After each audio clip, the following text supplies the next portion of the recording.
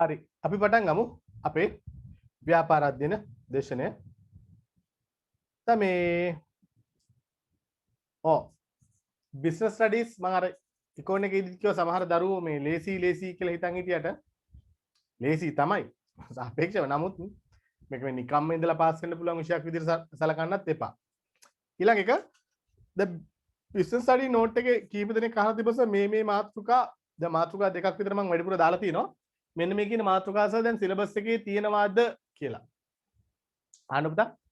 මේ මාතෘකා එකක් දෙකක් සිලබස් එකේ ඇත්තටම දැන් අලුත් සිලබස් එකෙන් අයින් කරලා තියෙන්නේ. හැබැයි ඇත්තම කාරණාව පරණ සිලබස් එකේ දරුවොත් යම් ප්‍රමාණයක් මේක ඉන්නවනේ. ඒගොල්ලන්ට අසාර්ථක මාතෘකා එකක් දෙකක් මහලු කුදල් ඉකෝන් එකෙත් එහෙමයි. ඉකෝන් එකේ අර පරණ සිලබස් එකේ තිබිච්ච එක මාතෘකාවක් මම දාලා තිබ්බා ඉස්සලා. උදාහරණයක් ගත්තොත් හීනවනාන්තික උපයෝගීතාවයේ මාතෘකාව. ඒක එක හේතුවක් සමහරලාට පුතා සිලබස් එකෙන් අයින් කරලා සමහර අවුරුද්දවල ප්‍රශ්න අහලා තියෙන සමහර මාතෘකාවලින්. අනිත් එක ඒ කොටස නැතුව උගන්වන එක ටිකක් අඩුයි වගේ. අපිට පුරුදු වෙලා නේද? සමහර මාතෘකා එකක් දෙකක් ඇදිපු තමයි වැඩිපුර දාපු ඒවා ලොකු දේවල් නෙමෙයි. විශේෂයෙන් පරණ සිලබස් එකේ දරුවන්ට අත්‍යවශ්‍ය නිසායි දාලා ඇත්තේ. නමුත් අලුත් සිලබස් එකේ දරුවන්ට කිසි ගැටලුවක් නැහැ. ඔයාලා තමයි නෝට් එක හදලා තියෙන්නේ.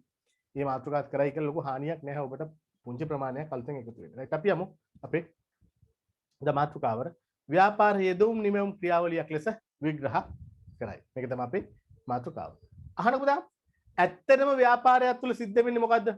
ඇත්තටම ව්‍යාපාරයක් තුල සිද්ධ වෙන්නේ කිසියම් යෙදවුම් ප්‍රමාණයක් නිමවුම් බවට පත්වීමක්. උදාහරණයක් මොනවද යෙදවුම්? අපි ආර්ථික විද්‍යාවේ නම් නිෂ්පාදන සාධක නොහොත් යෙදවුම් වර්ග කිහිපයක් ඉගෙන ගත්තා. මොනවද ඉගෙන ගත්තේ? භූමිය, ශ්‍රමය, ප්‍රාග්ධනය, ව්‍යවසායකත්වය. මතකනේ යෙදවුම් වර්ග 4ක් ඉගෙන ගත්තා. හැබැයි ව්‍යාපාර අධ්‍යයන විෂයට එනකොට තවත් තියෙනවා භූමිය, ශ්‍රමය, ප්‍රාග්ධනය, ව්‍යවසායකත්වයට අමතරව තවත් යෙදවුම් වර්ග කිහිපයක්. කාලය, තොරතුරු, දැනුම. සමහර අලුත්ම සිලබස් එකවල විශේෂයෙන්ම පිටරට විශ්වවිද්‍යාලවල නිෂ්පාදන සම්පත් 8ක් වගේ ප්‍රමාණයකුත් කතා කරනවා. අපි තාම කතා කරන්නේ 7යි. කොහොමද කමන්නේ? භූමිය, ශ්‍රමය, ප්‍රාග්ධනය, ව්‍යවසායකත්වයේ ඉකෝන් එකේදී 4යි. BS එකේදී අලුතෙන් එකතු වෙනවා යෙදවුම් වර්ග 3 මොනවද? කාලය, තොරතුරු, දැනුම. එහෙනම් භූමිය, ශ්‍රමය, ප්‍රාග්ධනය, ව්‍යවසායකත්වයේ කාලය, තොරතුරු, දැනුම කියන නිෂ්පාදන සම්පත් වර්ග 7 තමයි අපි ව්‍යාපාර අධ්‍යයන විෂයේදී යෙදවුම් නොහොත් නිෂ්පාදන සාධක විදියට සලකනු ලබන්නේ. අපි බලමු එහෙමනම් යෙදවුම්. ඕනෑම ව්‍යාපාර ආයතනයක් තුළ සිදුවන්නේ කිසියම් යෙදවුම් ප්‍රමාණයක් නිමවුම් බවට පත් කරලීමයි. නැතහොත් ව්‍යාපාර ක්‍රියාවලිය යනු යෙදවුම් නිමවුම් බවට පත් කරලීමේ සමස්ත නිෂ්පාදන ක්‍රියාවලිය. එහෙනම් තමයි ව්‍යාපාර ක්‍රියාවලිය කියන්නේ මොකද්ද? යෙදවුම් නිමවුම් බවට පත් කරලීමේ සමස්ත ක්‍රියාවලිය. හරි. බලන්න මොනවද කියලා යෙදවුම්? භූමිය, ශ්‍රමය, ප්‍රාග්ධනය, ව්‍යවසායකත්වයේ කාලය, තොරතුරු, දැනුම්. පොඩ්ඩක් හයිලයිට් කරගත්තට කමක් නැහැ. පොඩ්ඩක් හයිලයිට් කරගන්න.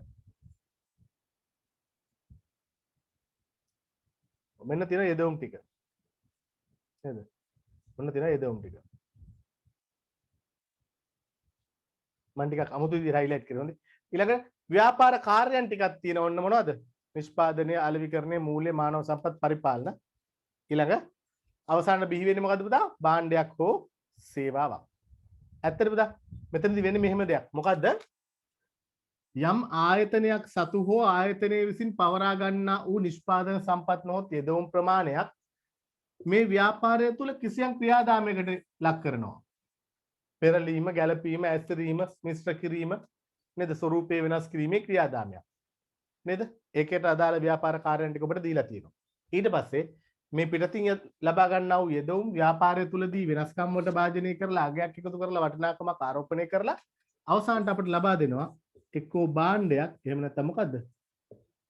සේවාවක්. උනම් නිෂ්පාදන සම්පත් නිෂ්පාදන ක්‍රියාවලිය හරහා භාණ්ඩ හා සේවා බවට පත් කරනවා. මේකට අපි කියනවා යෙදවුම් නිමවුම් ක්‍රියාවලිය කියලා. යෙදවුම් නිමවුම් ක්‍රියාවලිය කියලා. එහෙනම් මේක තමයි ව්‍යාපාරය තුළ සිදු වෙන්නේ. ව්යාපාරයකදී වෙන්නේ මෙන්න මේ යෙදවුම් වලට වටිනාකමක් එකතු වෙනවා. නිකන් හිතන්නකෝ. පාම් පිටි කිලෝ 10ක් ගන්නවා. අපි හිතමු රුපියල් 1000යි කියලා. රුපියල් 1000ක් ගන්නවා. නේද? මේක අනලා, මිශ්‍ර කරලා, කිරලා, නේද? පුච්චලා පාම් බවට පත් කරනවා. මේ පාම්. නේද? එහෙමනම් පාම් වලගේ දැන් රුපියල් කීයක් වෙනවද? පාම් පිටි කිලෝ 10ක් ගත්තොත් පාම් පිටි කිලෝ 10ට රුපියල් 1000 වුණාට පාම් වලගේ රුපියල් 5000යි. මේ පාන් ටික කරුපම රුපියල් 5000ක් හම්බ වෙනවා. බලන්න එහෙමනම් පාම් පිටි කිලෝ 10යි අවසාන ප්‍රතිඵලයේ භාණ්ඩ හා සේවා බිහි වෙන 5000ක්. එහෙමනම් මේ ව්‍යාපාරයක් තුළ වටිනාකමක් අගයක් එකතු කරනවා. ඒකට තමයි ව්‍යාපාර ක්‍රියාකාරකම් නැත්නම් ව්‍යාපාර ක්‍රියාකාරීත්වය කියලා අප හඳුන්වනු ලබන්නේ නේද? හරි. right. යෙදවුම් නැත්නම් නිෂ්පාදන සාධක. අපි කියමු බලන්න පුතා.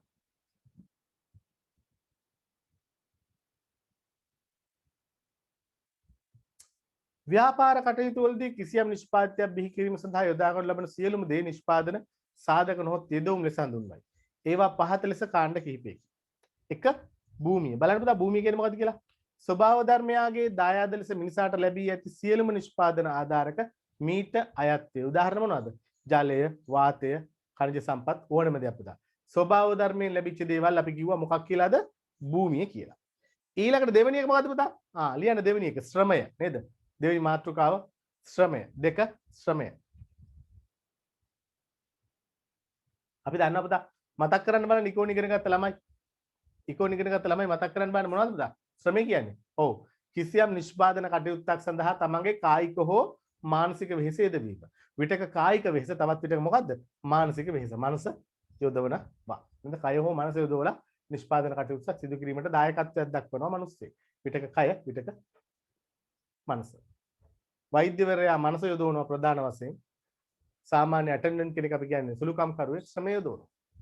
නේද? right. ශ්‍රමය. ලියන්න පුතා ශ්‍රමය ගැන ලියා ගන්න. ලියන්න. කුමන හෝ ආර්ථික ප්‍රතිලාභයක් අපේක්ෂාවෙන් කුමන හෝ ආර්ථික ප්‍රතිලාභයක් අපේක්ෂාවෙන්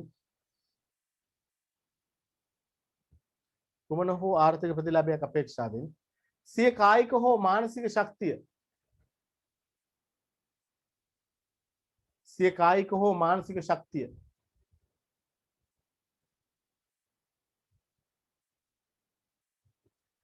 නිෂ්පාදන කාර්යයන් වෙත යෙදවීම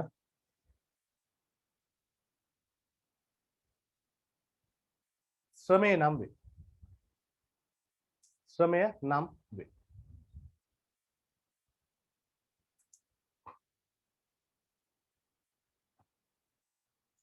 මොන ශ්‍රමය කියන්නේ මොකද්ද පුතා? යම් පුද්ගලයෙකුගේ කායික හෝ මානසික වෙහෙස යම් නිෂ්පාදන කාර්යයක් කටයුත්තක් සඳහා යොදවන එක. නේද? right. උදාහරණ ලියන්න. කම්කරුවන් වෛද්‍යවරුන් හෙදියන්. කම්කරුවන් වෛද්‍යවරුන් හෙදියන්.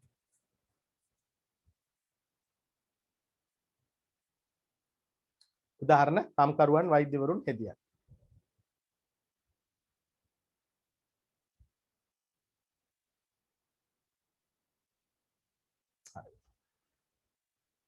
ඔන්න ඊළඟ නිෂ්පාදන සාධක. අපි BS එකේදී චුට්ටක් වැඩිපුර කතා කරපු නිසා අපි මෙතනදී ලොකු වැදගත්කමක් දෙන්නේ නැහැ.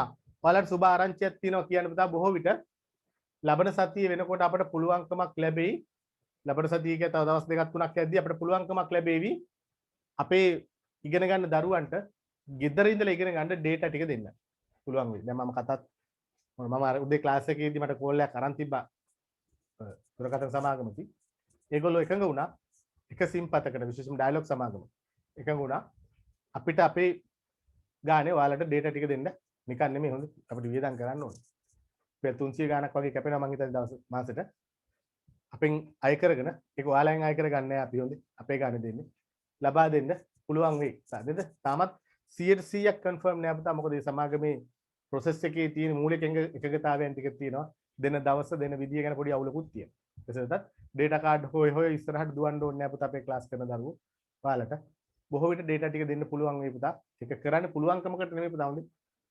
රුපියල් 300 ගාණක් කියනකොට අපරාධ ලොකු පිරිවැයක්. නමුත් දෙන්න එපා. මේ යන විදියට නේද? මුදල් ගෙවන දරුවන්ට. මුදල් ගෙවුවට පස්සේ දෙන්නේ හොඳේ නැත්තම් ගැටලුවක් නේ. පන්ති ෆීස් ගෙවලා පන්තියට සම්බන්ධ වුණාට පස්සේ ඩේටා ටික දැනට ඩයලොග් වලට දෙන්න පුළුවන්. ඉදිරියේදී මොබිටෙල් හා අනිකුත් ආයතනත් එක්ක කතා කරලා බලන්න. කතන්දරේ මොකද්ද කියන්නේ. හරි. ප්‍රාග්ධනය. දැන් බලන්න ප්‍රාග්ධනය කියන්නේ මොකද්ද කියලා.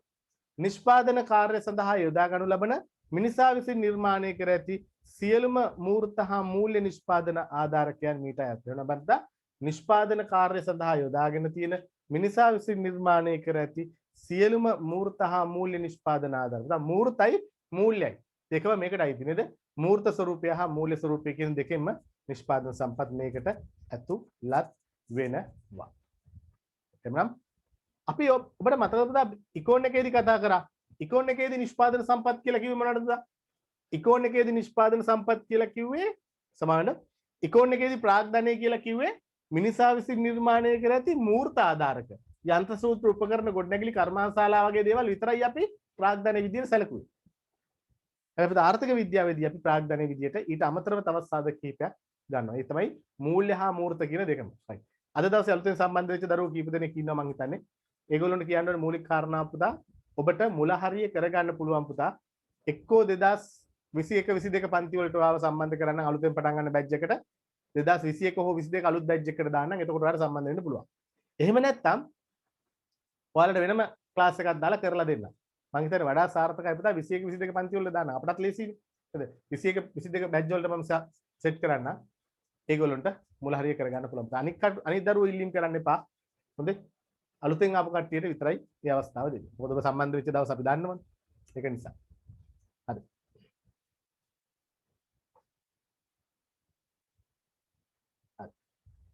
හරි. ප්‍රාග්ධනය කියලා කියන්නේ නිෂ්පාදන කාර්ය සඳහා යොදා ගනු ලබන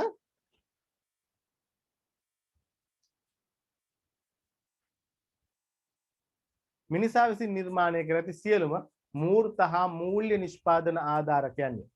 කියන්නේ මූර්ත ස්වරූපේ මූල්‍ය ස්වරූපේ දෙකම. අපි ආර්ථික විද්‍යාවේදී මූර්ත විතරනේ ගත්තේ. මේකේ මූර්ත මූල්‍ය දෙකම ගන්නවා නේද? right. ඊළඟට ව්‍යවසායකත්වය. බලන්න ව්‍යවසායකත්වය. ව්‍යාපාර අදහසක් සහිතව නිෂ්පාදන සම්පත් සපයා ගනිමින් ඒවා මනා ලෙස සංවිධානය කර අවදානමක් සහිතව නව්‍යතා සම්පාදනයේ නියුක්ත වන්නා කවුද පුතා? ව්‍යවසායකයා වේ. පුතා ව්‍යවසායකයාගේ ලක්ෂණ ටික. ව්‍යවසායකයා කියන්නේ කාටද දරුවෝ? ව්‍යවසායකයා කියන්නේ පුතා ව්‍යාපාරිකයාට. ව්‍යවසායකයා කියන්නේ ව්‍යාපාරිකයාට. එhmenan ව්‍යාපාරිකයා සම්පතක්ලු. පුතා ඇත්ත. ව්‍යාපාරිකයා සම්පතක් තමයි. දැන් අපේ රටේ තියෙන පොදු මතයක් පුතා වැරදි මතයක් තමයි ව්‍යාපාරිකයෙක් කියපුවම අපේ රටේ මිනිස්සු හිතන්නේ කවුද? හොරෙක්. හොරට බඩු කිරන හොරෙක්. ව්‍යාපාරිකයෝ කියපුවම ඉතින් ඉමේජ් එක එච්චර හරි නෑ. ඊළඟට දේශපාලඥයෙක් කිව්වොත් අපේ රටේ හොරෙක්.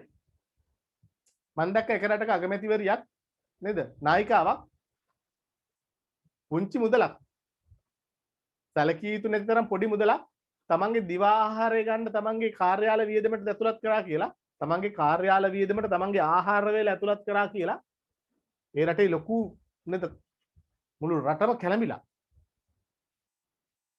එයා නැවත ගෙවන්න පොරොන්දු වෙලා තියෙනවා ඒත් ප්‍රශ්නයක් ඇයි එහෙම කරේ උද අපේ රටේ නන්නේද දේශපාලඥයෝ සමහර දේශපාලඥයෝ ප්‍රාදේශීය සභාවේ ඉඳලා ජීවත් වෙන්නේ කාගෙන්ද පුතා අපේ සල්ලි වලින් ඔබේ අපේ සල්ලි වලින් ජීවත් වෙන්නේ අපේ උන්ට එනං එන හත නෙමෙයි එන 107ක් විතර ගහනවා. ඇයි පුතා පවුල් ගණන් නේද? එක බේබි කෙනෙක් අහන්න එපා කවුද කියලා.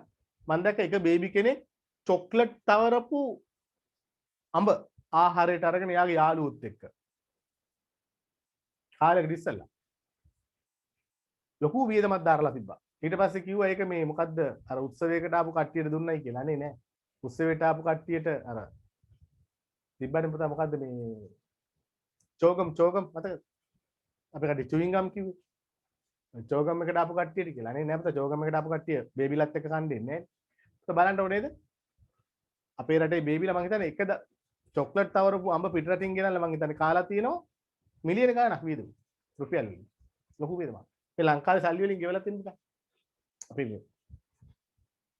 අපේ රටේ මිනිස්සුන්ගේ වියදමින් යම් නායකයෙක්ගේ වියදම හරහා ගෙවලා තියෙනවා මං අහලා තියෙන විදිය හොඳ වැරද්දක් තියෙනවා නම් කියන්න. දැන් බලන්න. ඕක තමයි තත්ත්වය.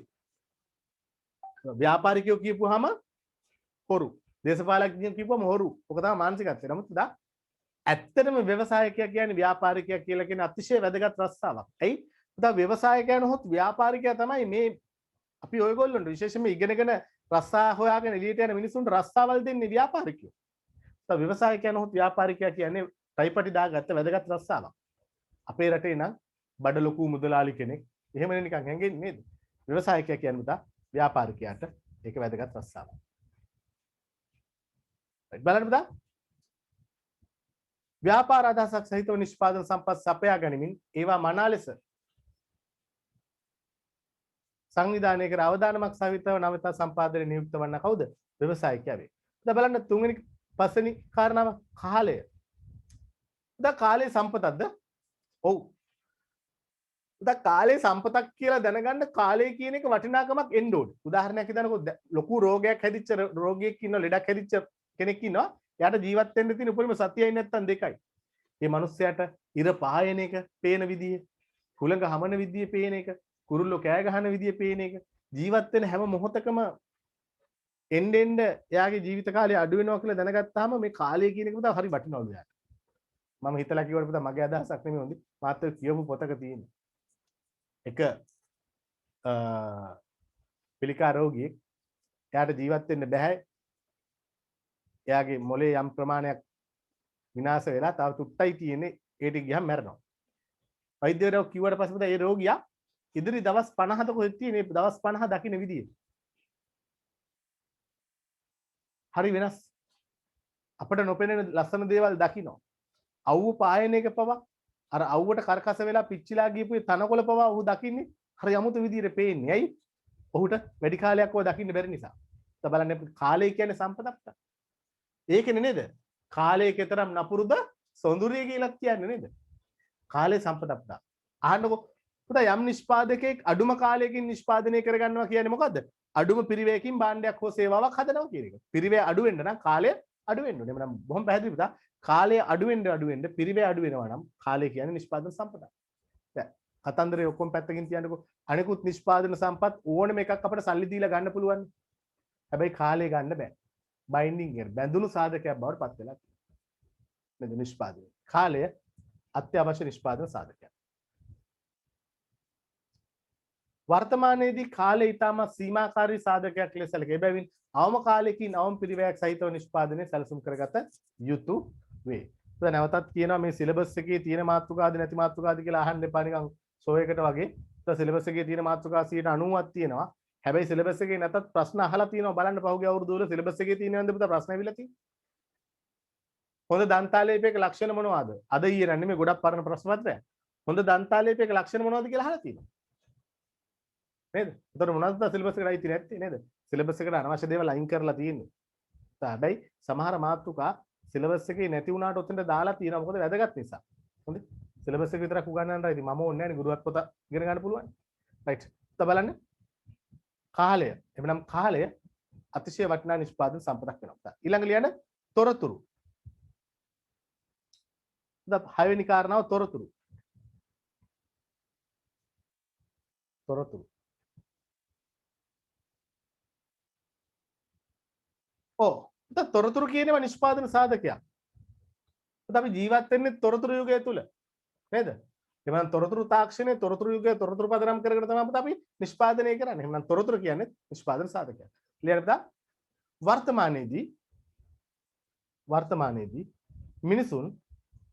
වර්තමානයේදී මිනිසුන් දත්ත තොරතුරු බවට පත් කර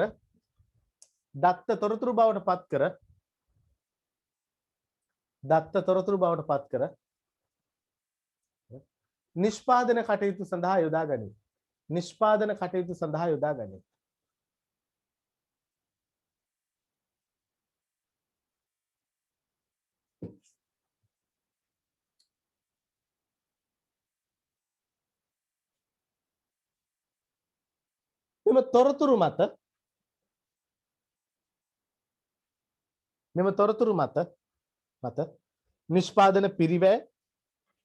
මෙම තොරතුරු මත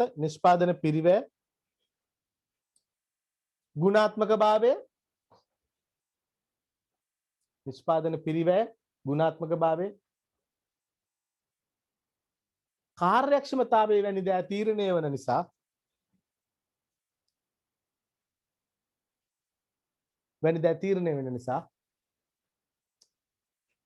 මේවා නිෂ්පාදන සම්පතක් ලෙස සැලකිය යුතුය. මේවා නිෂ්පාදන සම්පතක් ලෙස සැලකිය යුතුය.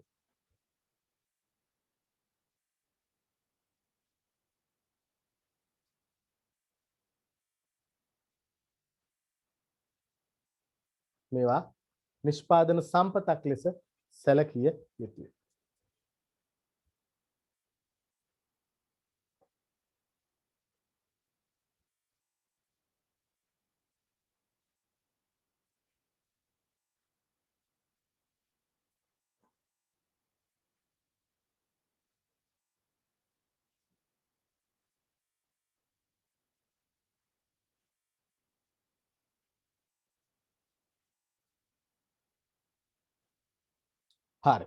එතකොට තොරතුරු නිෂ්පාදන සම්පතක් වෙන මොකුත් ඕනේ නැහැ පුතා. ඔයාගේ නංගි හරි මල්ලි හරි ඔයා ගැන මොකක් හරි වැරදි තොරතුරක් නේද අම්මා තාත්තා දැනගන්න ඕනේ නැති දෙයක් දැනගත්තොත් ඒගොල්ලෝ කොච්චර පාවිච්චි කරනවද නේ පුතා? නිෂ්පාදනයේට නෙමෙයි. තොරතුරු වලට වටිනාකමක් තියෙනවා කියලා මං කිව්වේ. රයිට්. බලන්න හත්වෙනි කාරණාව ලියන්න පුතා. දැනුම. දැනුම. හත්වෙනි කාරණාව මෙතන ලියන්නේ දැනුම. කාලය තොරතුරු දැනුම.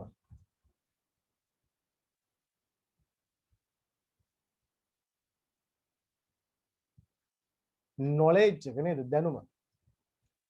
දැනුම නිෂ්පාදන සම්පතක්. හා නැද්ද? උදාහරණයක් මම මේ ඔයාලට විකුණන්නේ මොකද්ද පුතා? මේ විකුණන්නේ knowledge එක.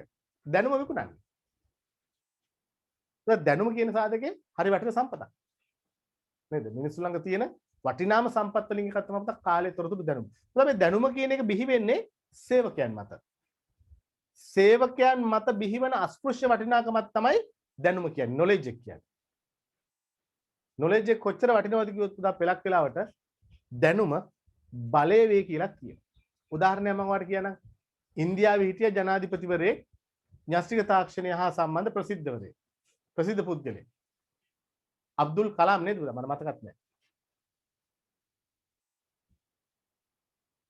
ඔව් අබ්දුල් කලාම් නේ. මට නම වැරදි නම් කියන්න.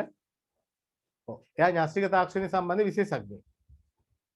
ඔය පුද්ගලයා තනි ක්‍රම ඔය තනතුරට පත් කරලා ආරක්ෂාව දුන්නේ අපි හිතන්නේ ඔහු ජනාධිපති නිසා කියලාද නෑ පුතා. ඔහු එළිය සමාජයේ ජීවත් වෙන එක ඉතාමත් තර්ජනයක් නිසා. ඔය මිනිස්සයා ඔය සම්පත වෙන කෙනෙක්ගේ අතටපත් වුණොත් ත්‍රස්තවාදී සංවිධානයක් අතටපත් වුණොත් ඒක මුළු විශ්වයටම තර්ජනයක්. දැනුම knowledge සම්පතක්. ධාරණයක් නිකන් හිතනකො ඔයාලා තමයි සල්ලි ගෙවලා මෙතනට ඇවිල්ලා අහගෙන ඉන්නේ. ඒක දැනුම. knowledge එක කෙනෙක්ගේ දැනුම අපිත් ගත්තේ වියදම් කළ මහන්සියල. ඔබත් ඒක ගන්න ඔබත් කවදා හරි කෙනෙකුට කියලා දෙයි. නේද? දැනුම කියන්නේ පුතා සම්පතක්. ඒක බිහි වෙන්නේ ඇත්තටම සේවකයන්ගේ ඇඟ ඇතුලේ ඒක අස්පෘශ්‍ය වටනක්මක්. ලියන්නද? සේවකයන් තුල බිහිවන ලියා ගන්න දරුවෝ. සේවකයන් තුල බිහිවන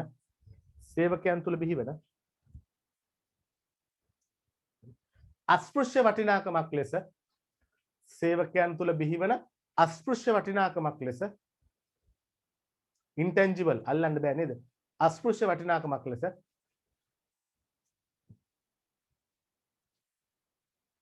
මෙම දැනුම සැලකිය හැක. මෙම දැනුම සැලකිය හැක.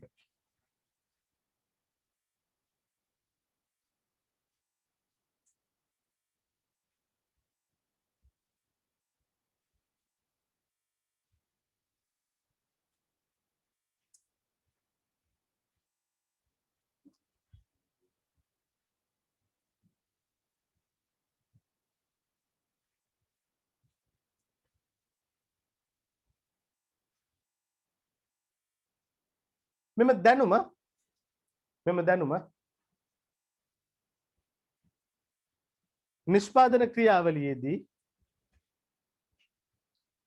නිෂ්පාදන ක්‍රියාවලියේදී අතිශය වැදගත් නිෂ්පාදන සාධකයකි.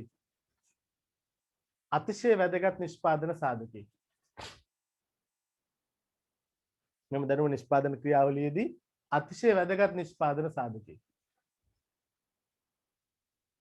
right. එහෙනම් පුතා එතනින් එහාට පැහැදිලි කිරීමක් අවශ්‍ය වෙන්නේ නැහැ. ඔයාලට තේරෙනවා knowledge එක තමයි වර්තමාන නිෂ්පාදන ක්‍රියාවලියේ ප්‍රධාන සාධකය. උදාහරණයක් ගත්තොත් වෛද්‍යවරයෙක් ඔච්චර ගෙවන්නේ විශේෂඥ වෛද්‍යවරයෙක් channel කරලා පුතා නේද අපේ අත මෙහෙම අල්ලලා බලලා මෙහෙම කරලා බලලා රුපියල් 3000ක් විතර ගෙවනවා. ඇයි? විනාඩි 2යි 3යි. දැන් අපේ දෝනිව හම්බෙන්න ඉන්නකොට යනවනේ ડોක්ටර් කෙනෙක් channel කරනවනේ අපි නේද? දරුවා හම්බෙන්න ඉන්නකොට ડોක්ටර් කෙනෙක් channel කරා. එයා බලන්න පුතා විනාඩියකටත් අඩු කාලයක්. ටක් ටක් ටක් ගාලා බලුවා රිපෝට් එකක් අරන් එන්න කියලා ලියලා දුන්නා. එයා කරන්නේ රිපෝට් ලියන්න කියලා ලියන එක විතරයි. මොකද එයාලට පුතා භෞතිකව අඳුර ගන්න බැරි සමහර දේවල් රිපෝට් වල ඉන්න අඳුර ගන්න. 3000 ගණක් ගන්නවා. අපිට තියෙන ගොඩක් වෙලාවට අංක 100 ගණන් 140 ගණන් 50 ගණන්. එක හොස්පිටල් එකේ පුතා පැය 2කට 3ට 100 ගණන් බලනවා යා. කොච්චර ආදායමක් නැද්ද? 3000න් 2000ක් ડોක්ටර්ටනේ.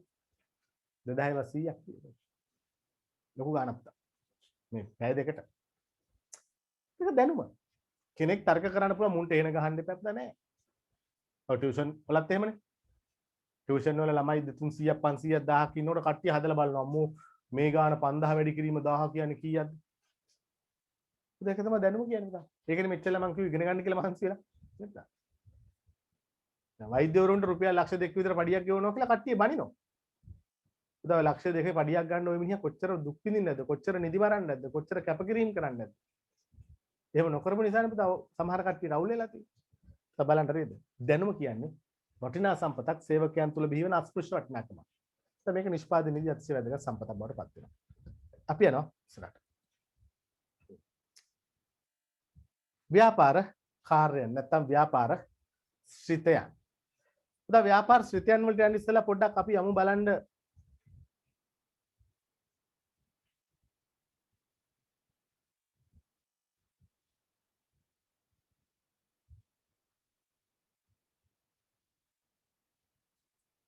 අපි ප්‍රශ්න කිහිපයක් කතා කරලා තියෙනවා මේකේ. තව කතා කරන්නත් තියෙනවා. අපිට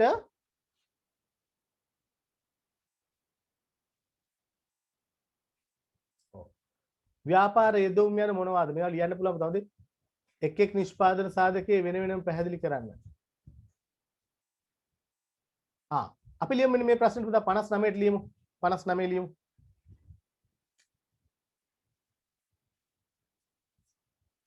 ලියන්න. ශ්‍රමය හා ව්‍යවසායකත්වය අතර වෙනස්කම් මොනවද? try කරන්න පුතා.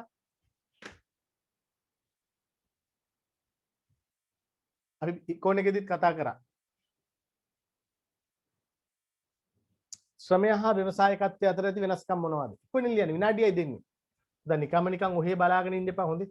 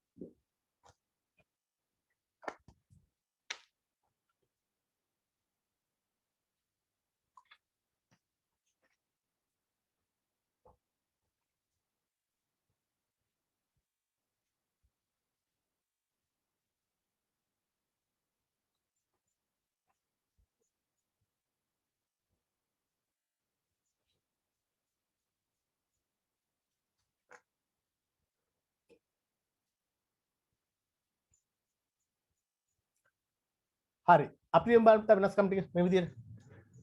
right. දෙපැත්තට දාගන්න. එක පැත්තක ශ්‍රමය අනිත් පැත්තේ ව්‍යවසායකත්වය. පුරා ශ්‍රමයේ ව්‍යවසායකත්වයේ පැහැදිලි කිරීම ලියන්න ඕන නම් පුළුවන් අත්‍යවශ්‍යමත් නැහැ පුතා මේ කරුණු පහ ලියනකොට ලකුණු පහ හම්බ වෙනවා. ලියන්න ඕන නම් මොකද ලියන්නේ? ශ්‍රමය කියන්නේ මොකද්ද? ඔව්. කිසියම් නිෂ්පාදන කටයුත්තක් සඳහා කායික හෝ මානසික වෙහෙස යොදවනවා යම් ප්‍රතිලාභයක් අපේක්ෂාව නේද? කිසියම් ප්‍රතිලාභයක් යම් ප්‍රතිලාභයක් අපේක්ෂාවෙන් යොදවන කායික හෝ මානසික වෙහෙස ශ්‍රමය. ව්‍යවසායකත්වය කියන්නේ ඔව්. මූලික ප්‍රතිපත්තිමය තීරණ අරගෙන නිෂ්පාදන කටයුතු සංවිධානය කරලා නේද? අවදානමක් සහිතව නව්‍යතා සම්පාදනය කරලා ලාභ ලබන පුද්ගලයා. ඔය ව්‍යවසායකත්වයේ ලක්ෂණ වලින් කිව්වේ. අහන පුතා මේ පැත්ත බලන්නකෝ දරුවෝ. ඔව්. අපිට මේක මේ විදිහට දෙපැත්තට දාලා ලියා ගන්න පුළුවන් පුතා. ලියා ගන්න පුළුවන්. මේ පැත්ත ශ්‍රමය මේ පැත්ත පුතා මොකද්ද? ව්‍යවසායකත්වය. මේ පැත්ත ශ්‍රමය මේ පැත්ත ව්‍යවසායකත්වය. දැන් බලන්න මෙයා කවුද? ඔව් මෙයා සේවකයෙකි. මෙයා කවුද? මෙයා හිමිකරුවෙකි. මෙයා සේවකයෙකි මෙයා හිමිකරුවෙකි. පුතා පේන දේ ලියන්න එපා. ඇහෙන දේ ලියන්න. හිමිකරු සේවකයෙකි හිමිකරුවෙකි.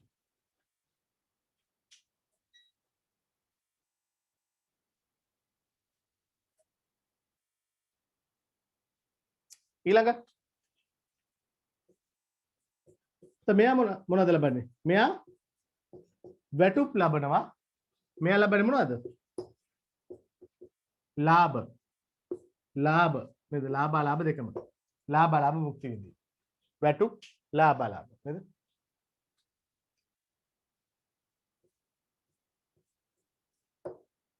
තුන්වෙනි එක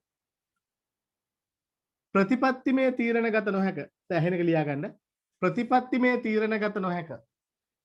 ආයතනයේ ප්‍රතිපත්තිමය තීරණ ගන්න බෑ. ඔහුට පැවරලා තියෙන තීරණ විතරයි ගන්න පුළුවන්. හැබැයි අපිට ව්‍යවසායකයට බලන්න. ව්‍යවසායකයට මොකද්ද? ඔව්. ප්‍රතිපත්තිමය නැත්නම් මූලික ප්‍රතිපත්තිමය තීරණ ගන්න පුළුවන්. ව්‍යාපාරයේ ස්වභාවය වෙනස් කරන්න, වහලා දාන්න, අලුතෙන් කැලල පටන් ගන්න නේද? ප්‍රතිපත්තිමය තීරණ ගන්න පුළුවන් කාටද? ව්‍යවසායකයට පුළුවන්. ඊළඟ ශ්‍රමිකයාට ව්‍යාපාර අවදානමක් නැත. මෙයාගේ පැත්තේ ශ්‍රමිකයා පැත්තේ ව්‍යාපාර අවදානමක් නැහැ. පුතා උට වැටුප් නොලැබේ කියන එකට අවදානමක් තියෙනවා. හැබැයි ව්‍යාපාරයේ පැත්තේ ලාභ පාඩු පිළිබඳ අවදානමක් නැහැ. එහෙනම් මොහුට ව්‍යාපාර අවදානමක් නොමැත. මේ පැත්තේ මොකද්ද? ඔව්. ව්‍යාපාර අවදානමක් පවතී.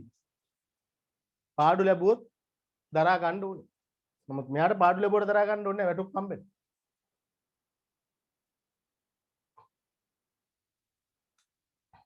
ඊළඟ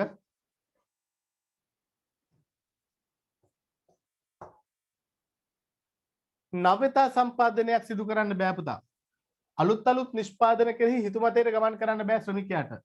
ඔහුගේ රස්සාව එක නම් එහෙට කරන්න පුළුවන්. ඔහුගේ රස්සාව R&D research and development නම් R&D කියනවා නේද අපි? research and development. නවතා සම්පාදනය ඔහුගේ රස්සාව නම් කරන්න පුළුවන්. එහෙම නැතුව ඔහුට සාමාන්‍ය ශ්‍රමිකයෙක් නම් ඔහුට අලුත් දේවල් අත්දැක බලන්න බෑ. හැබැයි පුතා ව්‍යවසායකයා සෑම විටම දියුණු වෙන්නේ හැමදේම සාර්ථක වෙන්නේ මොනවා තුලින්ද? නවතා සම්පාදනය තුලින්. නවතා සම්පාදනය අලුත් දේවල් බිහි කිරීම තුලින් තමයි ඔහු දියුණු වෙන්නේ කොට යන්නේ.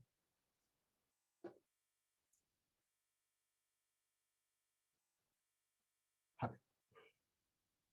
ඔය ඉතින් පුතා කරුණු පහට ලකුණු පහ දෙන්න. දෙපැත්තටම තියෙන්න ඕනේ එකකට එක ගානේ ලකුණු පහ දෙන්න. right. අපි යනවා අපේ ඊළඟ මාතෘකාවට. ව්‍යාපාර කාර්යයන් නැත්නම් ව්‍යාපාර ශ්‍රිතයන්. අපි කිව්වනේ පුතා ව්‍යාපාරයක් තුළ මොනවද දරුවෝ සිද්ධ වෙන්නේ? ව්‍යාපාරයක් තුළ සිද්ධ වෙන්නේ කිසියම් යෙදවුම් ප්‍රමාණයක් යම් කාර්යයන් ප්‍රමාණයකට යටත් කරලා භාණ්ඩ හා සේවා බවට පත් කරනවා. මොනවද යෙදවුම් ටික? අපි ඉගෙන ගත්තා. මොනවද? භූමිය, ශ්‍රමයේ, ප්‍රාග්ධනය, ව්‍යවසායකත්වය. ඊට පස්සේ දැන් අපි කතා කරන්න යන නිෂ්පාදන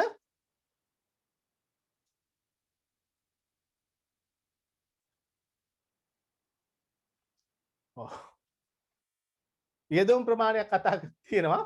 ඒ යෙදවුම් නිෂ්පාදන ක්‍රියාවලියක් හරහා බිහි කරනවා මොනවද අපි? භාණ්ඩ හා සේවා නිමැවුම් බිහි කරනවා. එහෙනම් යෙදවුම් වලට වටිනාකමක් එකතු කර නේද? පුතා පෙලක් වෙලාවට අලුතෙන් යෙදවුම් ප්‍රමාණයක් නිමැවුම් ප්‍රමාණයක් බවට පත් කරනවා වෙන්නත් පුළුවන්. නැත්තම් නිමැවුම් වල ස්වරූපය වෙනස් කරලා ඒකට වටිනාකමක් එකතු කරනවා වෙන්නත් පුළුවන්. නිකන් හිතන්නේ මෙහෙම. කොහමද? ඔබ හිතන මේ පිටිගෝණියක් කියලා. පිටිගෝණියක් ගෙනල්ලා මේ පිටිගෝණියක් ගෙනල්ලා මේක ව්‍යාපාර කාර්යයන් හරහා පාම් බවට පත් කරනවා වෙන්න පුළුවන්. ඔන්න යෙදවුම් නිමවුම් බවට පත් කරා. එහෙම නැත්නම් ඔබ පාන් රාත්තලක් ගෙනල්ලා නේද? කෑලි වලට කපලා මේ ක්‍රියාවලිය හරහා සීනි සම්බල පාන් හදලා වෙන්න පුළුවන්. පුතා ඔයාලගේ කැන්ටින් එකේ තියෙනව නේද? පාන් පෙති දෙකක් මැද්දට සීනි සම්බල දාලා අර දොසටි බෑග් එකකට කරි බෑග් එකකට දාලා විකුණන්න තියෙන්නේ. අපේ නම් ජනප්‍රියම ආහාරයක්. මට හොඳට මතකයි අපි ඉස්කෝලේ යන දවස්වල මේක රුපියල් 10යි. පාන් කාලා රුපියල් 10ක් හරි 12ක් හරි වුණේ. පාන් කාලා. අර පාන් රාත්තල හතරට කපලා මැද්දට සීනි සම්බල දාලා මරු ගන්න රුපියල් 12ක් දීලා කාලා ආයි දෙක තුන වෙනකන් අදින්න පුළුවන් කිසි ගැටලුවක් නැතුව. වෙලක් වෙලාවට වැඩිපුර සල්ලි තිබොත් දෙකක් විතර කනවා. එදාට නම් ඉතින් නිදා ගන්න තමයි වෙන්නේ. බලන්න නේද? යෙදවුම් ප්‍රමාණයක් ව්‍යාපාර කාර්යයන් හරහා භාණ්ඩ හා සේවා නැත්නම් නිෂ්පාදන බවට පත් කරනවා වෙන්න පුළුවන්. එහෙම නැත්නම් පවතින භාණ්ඩයක ස්වරූපය වෙනස් කරලා ඒකට අගයක් එකතු කරලා අලුතෙන් වටිනාකමක් බිහි කරනවා වෙන්නත් පුළුවන්. පුතා මේ යෙදවුම් නිමවුම් බවට පත් කරත් පවතින නිෂ්පාදිතයේ ස්වරූපය වෙනස් කරත් මේක තුල සිද්ධ වෙන්නේ ව්‍යාපාර කාර්යයන් ප්‍රමාණයක් තමයි. හැම වෙලාවෙදිම වැලියු එකක් ඇඩ් කරනවා නම් නේද? වැලියු ඇඩඩ් නම් මේ ක්‍රියාවලිය තුලදී ඒක ව්‍යාපාර ක්‍රියාවලියක් බවට පත් වෙනවා. දැන් උතරදී මේ තවත් දෙයක් කියන්න ඕනේ. දැන් ওই ඉංග්‍රීසි පොත්පත්වල තියෙනවා ව්‍යාපාර කාර්යයන් කියන නිර්වචනයේට ව්‍යාපාරිකයා කාර්යබහුල කරන්නා වූ කාර්යයන් ව්‍යාපාර කාර්යයන් කියලා. නේද? චුට්ටක් විතර ඉංග්‍රීසි පොත් දෙකක් බැලුවොත් ඔයාට අහුවෙයි. ඕනේ නැහැ නේද? ඕනේ නැහැ. කොහොම හරි කමක් නැහැ. ව්‍යාපාරිකයා කාර්යබහුල අපි කියන්නේ ව්‍යාපාරිකයා බිසි කියලා. ව්‍යාපාරිකයා බිසි වෙන්නේ මොකක් නිසාද? ව්‍යාපාර කාර්යයන් නිසා. නම් ව්‍යාපාරිකයා බිසි වෙන්නේ කාර්යබහුල වෙන්නේ ව්‍යාපාර කාර්යයන් නිසා නම් ව්‍යාපාරිකයා කාර්යබහුල කරන්නා වූ සියලුම කටයුතු ව්‍යාපාර කාර්යයන් වේ. එනම් ව්‍යාපාරිකයා කාර්යබහුල කරන්නා වූ සියලුම කටයුතු ව්‍යාපාර කටයුතු නම් මෙතන මේ තර්ක චූට්ටක් අර වෙනස් කරලා අහනකො අපේ මේ ලෝකල් සිලබස් එකේදී පුතාස් අපි ඉගෙන ගන්න සමහර දේවල් වල සමහර නිර්වචන වල තේරුම ස්වරූපේ චුට්ටක් අපි අර කැම්පස් එකේදී ඉගෙන ගන්න දේවල් වලට වඩා වෙනස්. කැම්පස් එකේදී පුතා අපි ඉගෙන ගන්න කෙලින්ම ඉතින් ওই ජාත්‍යන්තරව පිටරට විශ්වවිද්‍යාල පොත්පත් මෙහෙන් පිටින් ගෙඩිය පිටින් අපට උගන්වන්නේ. ඒ නෝට්ස් එක ඉගෙන ගන්න. හැබැයි තමයි ඒ ලෙවල් වලට එනකොට චූටි චූටි වෙනස්කම් ටිකක් තියෙනවා. මේ කාටවත් දොස් කියනවනේ. හෝ එයාලට වඩා මම දන්නවා මම මහලු පොරක් කියනවා නෙමෙයි හොඳේ. මේ මහාචාර්යවරු ආචාර්යවරු වලියන්නේ අපට වඩා 100 ගුණයක් දන්න දක්ෂ උගත් ඇවිදින පුස්තකාල වගේ මිනිස්සු. සමහර කට්ටිය ඉන්න පුතා ඇවිදින පුස්තකාල වගේ. පැහැදිලිද? ඒක නිසා මේ ඒගොල්ලන්ට අභියෝග කරනවත් එහෙම එකක් නෙමෙයි.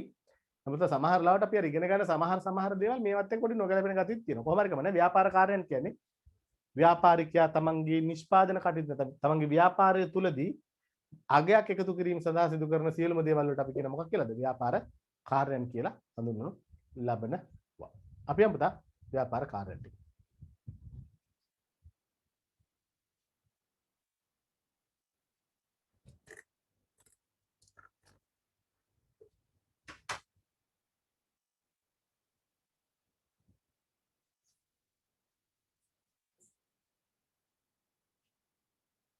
හරි කියවන බබ්දා ව්‍යාපාරයක් විසින් නිෂ්පාදිත බිහි කිරීමේ ක්‍රියාවලිය තුළ එකිනෙකට වෙනස් කාර්යයන් කිහිපයක් සිදු කරනු ලබයි. මේවා ව්‍යාපාරයක ප්‍රධාන ශ්‍රිතයන් ලෙස හැඳින්විය හැකියි. ඔබ බලන්න ව්‍යාපාර ශ්‍රිතයන් නොහොත් කාර්යයන් නිෂ්පාදනයේ නොහොත් මෙහෙයුම් කටයුතු නේද? දැන් මෙහෙයුම් කියන්නේ නිෂ්පාදනය කියන නේද? දැන් මෙහෙයවීම කියන එක අපි තව විදිහකට ඉගෙන ගන්නවා කල්පනාකරණයේදී. සැලසුම් කිරීම සංවිධානයේ මෙහෙයවීම හා පාලනය කියලා.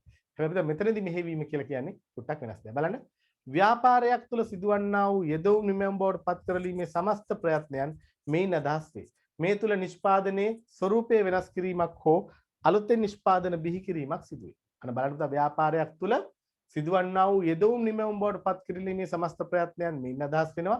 යෙදවුම් නිමැවුම් බවට පත් කරනවලු මේ තුළ නිෂ්පාදනයේ ස්වරූපය වෙනස් කිරීමක් හෝ අලුතෙන් නිෂ්පාදනය බිහි කරනවා. නම් එක්කෝ නිෂ්පාදනයක් අලුතෙන් බිහි වෙනවා නැත්නම් පවතින එකක ස්වරූපය වෙනස් කරනවා. අලෙවිකරණය පුතා අලෙවිකරණය කියපුවම අපිට එකපාරට ඔලුවට එන්නේ විකුණනවා කියන එක නේද? අලෙවි කිරීම කියන එක. පුතා අලෙවි කිරීමයි අලෙවිකරණයයි දෙකක්. අලෙවි කිරීම කියන්නේ අයිතිකරණද යම් පුද්ගලයෙක් සතුව තියෙන භාණ්ඩයක් හෝ සේවාවක් කිසියම් වටිනාකමක් නොහොත් මිලක් පදනම් කරගෙන අයිතිය පවරන එක. මං ගාව තියෙනවා නිෂ්පාදිතයක් මං ඒකේ අයිතිය පවරනවා තව කෙනෙකුට වටිනාකමක් පදනම් කරගෙන. වටිනාකමක් පදනම් කරගෙන මගේ නිෂ්පාදිතය අයිතිය මම තව කෙනෙකුට පවරනවා. ප්‍රතිෂ්ඨාවකට යටත්ව අයිතිය මාරු වීමේ ක්‍රියාවලියක් විකිණීම. එහෙම නැත්නම් විකිණීම හා මිලදී ගැනීමේ ක්‍රියාවලියක් තමයි අලෙවිය. අලෙවිය. හැබැයි පුතා අලෙවිකරණය කියන්නේ එහෙම එකක් නෙමෙයි. අහන්න පුතා චුටි දෙයක් ඉස්සරහට වැදගත් වෙනවා. අලෙවිකරණය කියන්නේ පුතා පුදුමාකාර ක්‍රියාදාමයක්. අලෙවිකරණය කියන්නේ අති දැවැන්ත ක්‍රියාදාමයක නැත්නම් අති දැවැන්ත ක්‍රියාවන් රැසක එකතුවක්.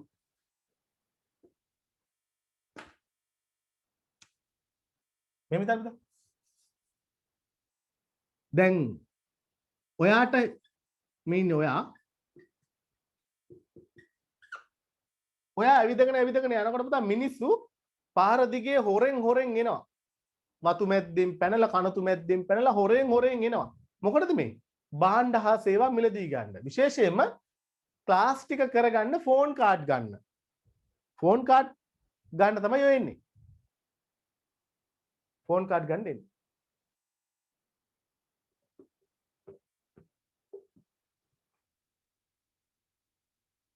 ඔයා මේකෙන් ව්‍යාපාර අවස්ථාවක් අඳුරගන්න. මොකක්ද අඳුරගන්නේ? මේ ඔයා මිනිසුන්ට මේ හොරෙන් ෆෝන් කාඩ් ගන්න හොරෙන් ඔය නිෂ්පාදන ඔයගේ ඩේටා කාඩ් නේද? කාඩ් හොයන් එනවා. දුරකථන ආයතන වලට යන්න බෑ. ඔයත් වහලා නිසා. ඔයාට අදහසක් එනවා මේක මොකක් හරි බිස්නස් එකක් බවට පත් කරගන්න ඕනේ. ඔයා මොකද කරන්නේ? ඩයලොග් මොබිටෙල් ආයතනත් එක්ක කතා කරනවා හරියට අපි වගේ නේද? කතා කරලි ඉවරලා ගන්නවා මොකක් හරි පැකේජ් එකක්. ඇඩ්වාන්ස් එක පාර ඔක්කොටම යවන්න පුළුවන් විදියට රීලෝඩ් වගේ.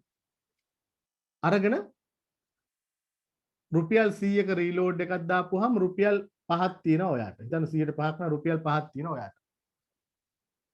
දැන් කෙනෙක් කියන්න පුළුවන් අයියෝ 104ද 105ද කියලා. ඇයි පුතා? මේ ගන්න 105 එක දවසක් ඇතුළත ලැබෙනවනේ. අපි දවසකට රුපියල් ලක්ෂයක රීලෝඩ් දැම්මොත් එහෙම රුපියල් 5000ක් ලාභයි පුතා. 5000ක් ලාභයි. අනික් භාණ්ඩවල 110 15 ලාභ තිබ්බට පුතා මේ ලාභය ගන්න මාසයක් බලන් ඉන්න ඕනේ. අපේ කට්ටිය මෝඩ වැඩක් කරනවා මේ ඩේටා කාඩ් වලින් ලාභ නැහැ කියලා කියන්නේ. ලාභ නැත්තේ නෑ පුතා 104ක් කියන්නේ ලොකු ගාණක්. වෙන මිනිහෙක් 110ක් 15ක් ලාභ ගන්න බලන් ඉන්න ඕනේ මාසයක්. මේක පුතා ඩේලි මුදල් බවට පත් වෙනවා. තෝගේ නැවත මුදල් බවට පත් වෙනවා. නේද අපි කියන ඉස්සරහට. එහෙනම් පුතා බලන්න ඔහුට ලාභ තියෙනවා. පුතා බලන්න ඔයාට ව්‍යාපාර අදහසක් ඇති වෙනවා මේ අලුතෙන් රීලෝඩ් වගේ දේවල් වලට ෆේස් මාස්ක් වගේ දේවල් සැනිටයිසර් වගේ දේවල් ඔයා ඒකට යම් ව්‍යාපාර ක්‍රියාවලියක් ගොඩනගලා ව්‍යාපාරයක් බවට පත් කරනවා. එහෙනම් නිෂ්පාදන මිලදී ගැනීම හෝ නිෂ්පාදනය කිරීම අමුද්‍රව්‍ය නිමිද්‍රව්‍ය බවට පත් කරලා නේද ප්‍රවාහනය කරලා ඒකට අගයක් එකතු කරලා පාරිභෝගිකයට ලබා දීලා පාරිභෝගිකය තෘප්තිමත් කරනවා. පුතා බලන්න එහෙනම් මෙන්න මේ කියන ක්‍රියාවලිය තුළ ඔබ යම් නිෂ්පාදනයක් ගැන අදහසක් ඔළුවට ආපු තැන ඉඳලා ඒක නැවතවතාවක් භාණ්ඩයක් හෝ සේවාවක් බවට පත් කරලා මේ ඉන්නේ ඔබේ පාරිභෝගිකයා තෘප්තිමත් කරන තැනට එනකන් විශාල ක්‍රියාදාමයක් අයිති නේද පුතා? ව්‍යාපාර අදහසක් ඔළුවට එනවා මේක ව්‍යාපාරයක් බවට පත් කරලා නිෂ්පාදනයක් බවට පත් කරලා භාණ්ඩයක් හෝ සේවාවක් බවට පත් කරලා පාරිභෝගිකයා තෘප්තිමත් කරන තැනට නැත්නම් අලවියෙන් පසු සේවා සපයන තැනට එනකන් විශාල ප්‍රයත්නයන් ප්‍රමාණයක් තියෙනවා. පුතා මෙන්න මේ සමස්ත ප්‍රයත්නයන් වලට අපි කියනවා මොකක් කියලාද? අලෙවිකරණය, මාකටිං. මේ අයිතිය මාරු වීමක් නේද? දෙපාර්ශවයක් අතර අයිතිය මාරු වීමකට අපි කියනවා අලවිය. අලවිය නොහොත් විකිණීම. මෙන්න මේ සමස්ත ප්‍රයත්නයන් වලට අපි කියනවා අලෙවිකරණය. අලෙවිකරණය කියන්නේ අලවියට නෙමෙයි. නේද? right අපි යමු ඉස්සරහට. අලෙවිකරණය. ලියන්න පුතා මෙන්න මේ විදිහට. ගනුදෙනුකරුවන්ගේ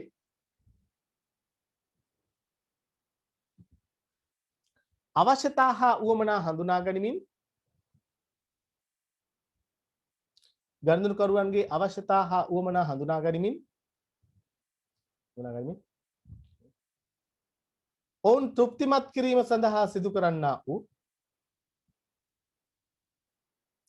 ඔවුන් තෘප්තිමත් කිරීම සඳහා සිදු කරන්නා වූ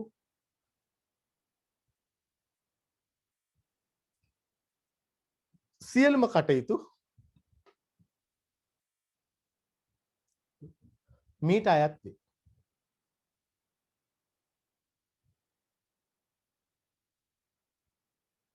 මීට අයත් වේ.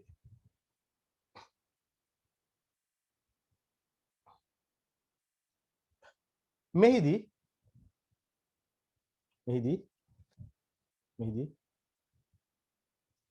පාරිභෝගික තෘප්තිය උපරිම කරලීම තුළින්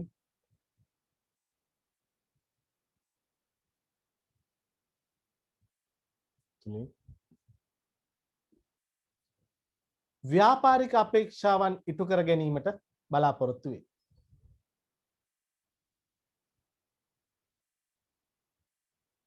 ව්‍යාපාරික අපේක්ෂාවන් ඉටු කර ගැනීම ඉටු කරලීම අපේක්ෂාව වේ.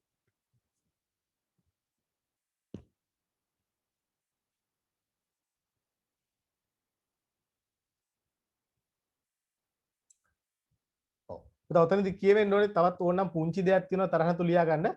පාරිභෝගිකයාගෙන් ආරම්භ වී පාරිභෝගිකයාගෙන්ම ඉවර වෙන ක්‍රියාවලියක් කියලා නේද? පාරිභෝගිකයාගෙන් ආරම්භ වී පාරිභෝගිකයාගෙන්ම ඉවර වෙන අවසන් වෙන ක්‍රියාවලියක්. අලෙවිකරණය කියන්නේ පාරිභෝගිකයාගෙන් පටන් අරගෙන පාරිභෝගිකයාගෙන් ඉවර වෙන ක්‍රියාදාමයක්.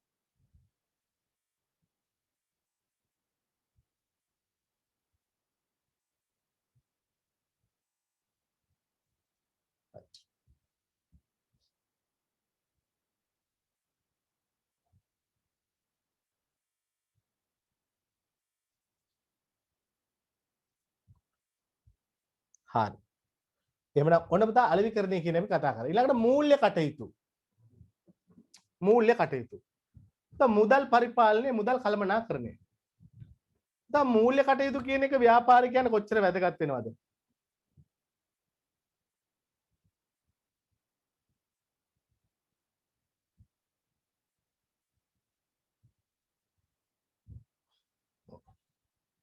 එකල මේක අහලා තියෙනවා සර් ප්‍රශ්න ඔක්කොටම පිළිතුරු දෙනවද කියලා. පුතා ප්‍රශ්න ඔක්කොම කියන්නේ මෙහෙම දෙයක්කුත් තියෙනවා. පුතා ප්‍රශ්න 100ටම මගෙන් උත්තර ඕනේ නැහැ ඔයාලට. ඔගේ ප්‍රශ්න 60ක් 70ක් තමයි මගෙන් උත්තර ඕනේ. මොකද අනිත් කිව්වා පුතා උත්තර ගෙඩිය පිටින් තියෙනවනේ ටියුට් එකේ. නේද? හරි ඔක්කොම දෙනවා කියලා හිතා ගන්නකො. මොකද නෝට් එක දෙන්නෙත් මම්මනේ නේද? නෝට් එකේ උත්තර තියෙනවනේ. නෑ පුතා අපි 80%කටම 75%කටම උත්තර ලියනවා. අවශ්‍ය නැතිම ප්‍රශ්න තියෙනවනේ. අපි ඒවට ලියන්නේ නැහැ. දැන් හිතා ගන්න ඔක්කොටම ලියනවා කියලා. රයිට්. අහන්නකෝ මූල්‍ය කටයුතු. දැන් මූල්‍ය කටයුතු කියලා කියන්නේ මූල්‍ය තීන්දුව తీරන ගැනීම පිළිබඳ කටයුතු තමයි ඔගේ වැදගත් වෙන්නේ. චුට්ටක් මේ පැත්ත බලන්න වැදගත් දෙයක්. හොඳේ. ඔබ කමියුනිකේෂන් එකක් දානවා. සංනිවේදන මධ්‍යස්ථානයක් නේද? ඔබ මේ දුරකථනයක්.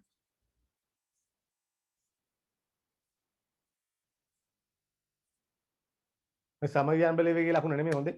දුරකථනය. සංනිවේදන මධ්‍යස්ථානය. ඔබ සංනිවේදන මධ්‍යස්ථානයක් ආරම්භ කරනවා.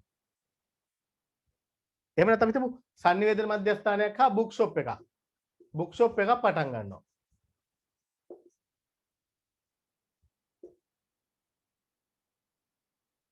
ඔබ මේ කමියුනිකේෂන් එකක් හා බුක් ෂොප් එකක් එකට පටන් ගන්නවා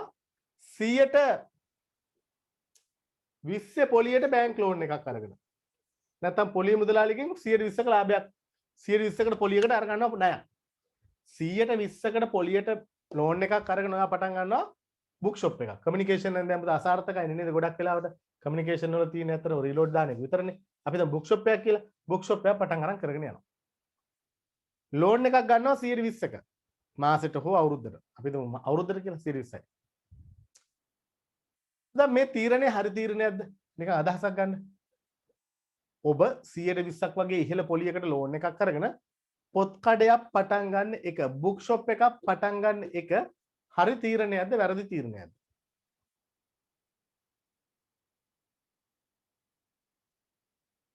පුතා මේක හරි තීරණයක් වෙන්නේ නැහැ. ඇයි? පුතා මේ පොත් විකුණනකොට ලාභය තියෙන්නේ කොච්චරද? පොත් විකුණනකොට දැන් ලාභය තියෙන්නේ 15යි 20යි. ඔව්. දැන් අර තරඟට ඩිස්කවුන්ට් දෙනවනේ. 10 20 දීපුවාම පුතා ගොඩක් වෙලාවට පොත් කඩ කරන කට්ටියට තියෙන 5ක් 8ක් තමයි ලාභ තියෙන්නේ. ඊට වඩා තියෙනවා නම් කියන්නේ මාත් පොත් කඩයක් දාන්නම්. නේද? 5ක් 7ක් 8ක් 10ක් තමයි ලාභ තියෙන්නේ. පුතා පොත් තොගයක් ගෙනාපුවාම ඩෝංගාල පොත් ටික විකිරනවද? නෑ. පොත් තොගේ එකපාර ගත්තාම සාමාන්‍ය අවුරුද්දක් හමාරක් යනවා මුළු පොත් තොගේම විකිරලා ඉවර වෙන්න. දැන් බලන්න මෙයා මේ පොත් කඩේ බිස්නස් එක කරලා අවුරුද්දක් ඇතුළත තොගේ මුදල් බවට පත් වෙනකොට ලාභය තියෙන්නේ කීයද? ලාභය තියෙන්නේ 5යි. හැබැයි මෙයා බැංකුවට ගෙවන්න ඕනේ කීයද? 20ක්. දැන් මේකේ තියෙන ධන අගයක් එකතු කිරීමක්ද ඍණ අගයක් එකතු කිරීමක්ද? පුතා මේක පාඩුයි. කොච්චරද? කොච්චරක පාඩුවද පුතා? ඕ 115ක පාඩුවක්. ටික දවසක් ඇද්දි ඒකනේ පුතා. කඩෙත් බඩුත් නෑ, සල්ලිත් නෑ, ගෙදර කණ්ඩ බොන්න ගත්තෙත් නෑ, ගෙදර වියදමට ගත්තෙත් නෑ. මොකද්ද මේකට වෙන්නේ? කොහොම මේ සල්ලි කවුරු හරි හොරකම් කරනවද? හොරකම් කරනවා නෙවෙයි පුතා. මෙයා 120 ගානේ පොලි ගෙවනවා ලාභ තියෙන 105යි. ඒ කියන්නේ මොකද්ද? මේ කරපු ආයෝජනයේ පවා ටික ටික පොලිය විදියට බැංකුවට යනවා. අවසානට වඩා ඉතුරු වෙන්නේ ගොඩනැගිල්ලයි අර රාක ටිකයි විතරයි. සල්ලිත් නෑ සනීපත් නෑ. ඒ වගේ ව්‍යාපාර වලට නේ පුතා සල්ලිත් නෑ සනීපත් නෑ කියන්නේ. ඕක තමයි යථාර්ථය. සපතා මූල්‍ය තීරණ ගන්නකොට පුතා විශේෂයෙන් මෙන්න මේ වගේ කාරණා දෙක ගැන හිතන්න ඕනේ. මූල්‍ය කළමනාකරුවන් විශේෂයෙන් මේ වගේ ආයතනයකට මූල්‍ය කළමනාකරුවෙක් ඕනේ නෑ පුතා. ඕක සාමාන්‍ය නේද? මොන්ඩිසෝරි ගියපු කියන්නේ ඉගෙන ගත්තේ නැති කෙනෙකුට උනත් ඕක තේරෙනවා. නේද? රයිට්. අපි යමු ඉස්සරහට. යෝග්‍ය මාර්ග වලින් අරමුදල් සම්පාදනය කර ගැනීමත් ඒවා ප්‍රතිලාභ උපරිම වන ආකාරයෙන් ආයෝජනය කිරීමත් අරමුදල් අතිරික්තතාවයන් හෝ ඌනතාවයන් ඇති නොවන පරිදි කටයුතු කිරීමත් මෙමගින් අපේක්ෂා කරනවා. නැත්නම් යෝග්‍ය මාර්ග වලින් මුදල් ගන්නවා යෝග්‍යම මාර්ගවල ආයෝජනය කරනවා. මේකට අපි කියන මොකද්ද? මූල්‍ය කළමනාකරණය. right. බලන්න තුන්වෙනි එක මානව සම්පත් ආශ්‍රිත කටයුතු. අහන්නකො දරුවෝ වර්තමානයේදී ආයතනයකට තියෙන සම්පත් අතරින් පුතා වටිනාම සම්පත තමයි මොකද්ද? මානව සම්පත. අපි හැමදාම කියන්නේ සාමාන්‍ය අපේ සම්පත වස්තුව පණ වගේ වචන පාවිච්චි කරන්නේ කාටද පුතා? වස්තුව සම්පත පණ වගේ පාවිච්චි කරන්නේ කාටද? අපිට වටිනා කියන කට්ටියට නේද? කාටද? පූසට බල්ලට නේද අපි කියන්නේ නැද්ද? සම්පත වස්තුව පණ වගේ නේද? හරි කොහොමවත් කරන්නේ? අපිට වටිනාම කට්ටියට පුතා අපි සම්පත වස්තුව පණ කියන්නේ. එහෙමනම් ඔය සම්පත කියන්නේ කාටද? ඔය සම්පත. මානව සම්පත. පුතා මිනිස් සම්පත. සමහර ආයතනවල මිනිස්සු සම්පතක් මානවයා සම්පතක් ඒක අවිවාදයි. උදාහරණයක් මම කියන්නකෝ ගල්ගමුව ප්‍රදේශයේ මේ පැත්තේ දරුවොත් ඇති මම දන්නේ මම දැක්කා ඉන්නවා. ගල්ගමුව ප්‍රදේශයේ තියෙන හાર્ඩ්වෙයාර් එකක් ගල්ගමුව ටවුන් එකේම මුස්ලිම් මිනිස්සෙක් කරගෙන යන එයාගේ පුතයි මුස්ලිම් තාත්තා කෙනෙකුගේ පුතයි ස්ටාෆ් එකේ 4-5 දෙනෙක් ඉන්නවා කරගෙන යනවා. පුතා මම හැමදාම දැන් යන්නේ එහෙ ගියපුවාම ඔය හાર્ඩ්වෙයාර් එකට. එහෙ යනවා පුතා මොකද හේතුව ඔය ආවට අපේ පොඩි ඉඩමක් තියෙනවා. තියෙනවට කියනවා නෙමෙයි. අර පොඩි වගා කරලා තියෙනවා පුතා අපි. වගාවට තමයි ආස පුතා. මොනවා හරි ගහක් හිටවල එකකින් ගෙඩියක් කෙනකොට තියෙන ආසාව වෙන දෙයකින් ලැබෙන්නේ. ලාභ නෑ පුතා. හොඳයි අතින් කයිට්. සේවකයන්ට පඩි ගෙවුවාම රත් 7ක් ඉදිරි නෑ. නමුත් කරනවා ආසාවට. අහනකො ඔය ගියපුවාම ගොඩක් වෙලාවට අපි මේ පුංචි ගයක් හැදුවා මේ ළඟදී ගිහිලා නතර වෙලා චුට්ටක් ඉඳලා එන්න. ඉතින් හાર્ඩ්වෙයාර් එකත් එක්ක ගොඩක් ගනුදෙනු කරා. පුතා තව හાર્ඩ්වෙයාර් ඕන තරම් තියෙන හැබැයි පුතා මම යන්නේ මෙතෙන්ටනේ. මම යනව නෙමෙයි નિરાයාසයෙන් මට යවෙනවා එතෙන්ට. ඒ වත්තේ වැඩ කරන අයියත් එක්ක කයිය ගහ යනවා ගොඩක් වෙලාවට. දන්නේම නෑ ගිහිල්ලා නතර කරන්නේ හાર્ඩ්වෙයාර් එක ඉස්සරහා. ඒ අයියා මගෙන් අහනවා ඇයි මේ මහත්තයා මෙතෙන්ට හැමදාම එන්නේ? මං කිය එනව නෙමෙයි ඒ වෙනව නේද කියලා. ඇයි එතෙන්ට ගියපුවාම මහත්තයා කොහමද ඉතින්? ගොඩක් දවසකින් ආවේ අද මොනවද උනේ? දැන් මොන හරි ඉල්ලුවක් ලියන්නකෝ. මල්ලි මේ අපේ සර්ට බල්ලි ඉවරලා බඩු ටික දෙන්න. අපේ සර් පොඩක් වාඩි වෙන්න. අර එහෙම කියන නිසා නෙමෙයි මම නෙමෙයි කවුරු ගියත් එමෙ තමයි. අපේ අයියා දැකපු කාල අනේ මන් දන්නේ කෙට්ටු වෙනවද මහත් වෙනවද කියලා. මතක නැහැ එහෙමත් කියනවා. වාඩි වෙන්න මගේ අයියා. වාඩි වෙන්න කියලා. පෙලක් කියලා තේ බොන වෙලාවට ගියොත් එහෙම කහට එකට කීයද පුතා යන්නේ? මුදලාලි බොන්නේ පොඩි හකුරු කෑල්ලක් එක්ක කහට එකක්. ඒකම දෙනවා. මහත්තයා. උන්නේ කහට එකක් බීලා යන්නේ. කහට එකක් දෙනවා. දැන් මේක තමයි මේ මිනිස්සයා මං හොයලා බැලුවා මේ මිනිස්සයා මානව සම්පත් කළමනාකරණය පිළිබඳ මෙලොව හසර අවබෝධයක් නැහැ.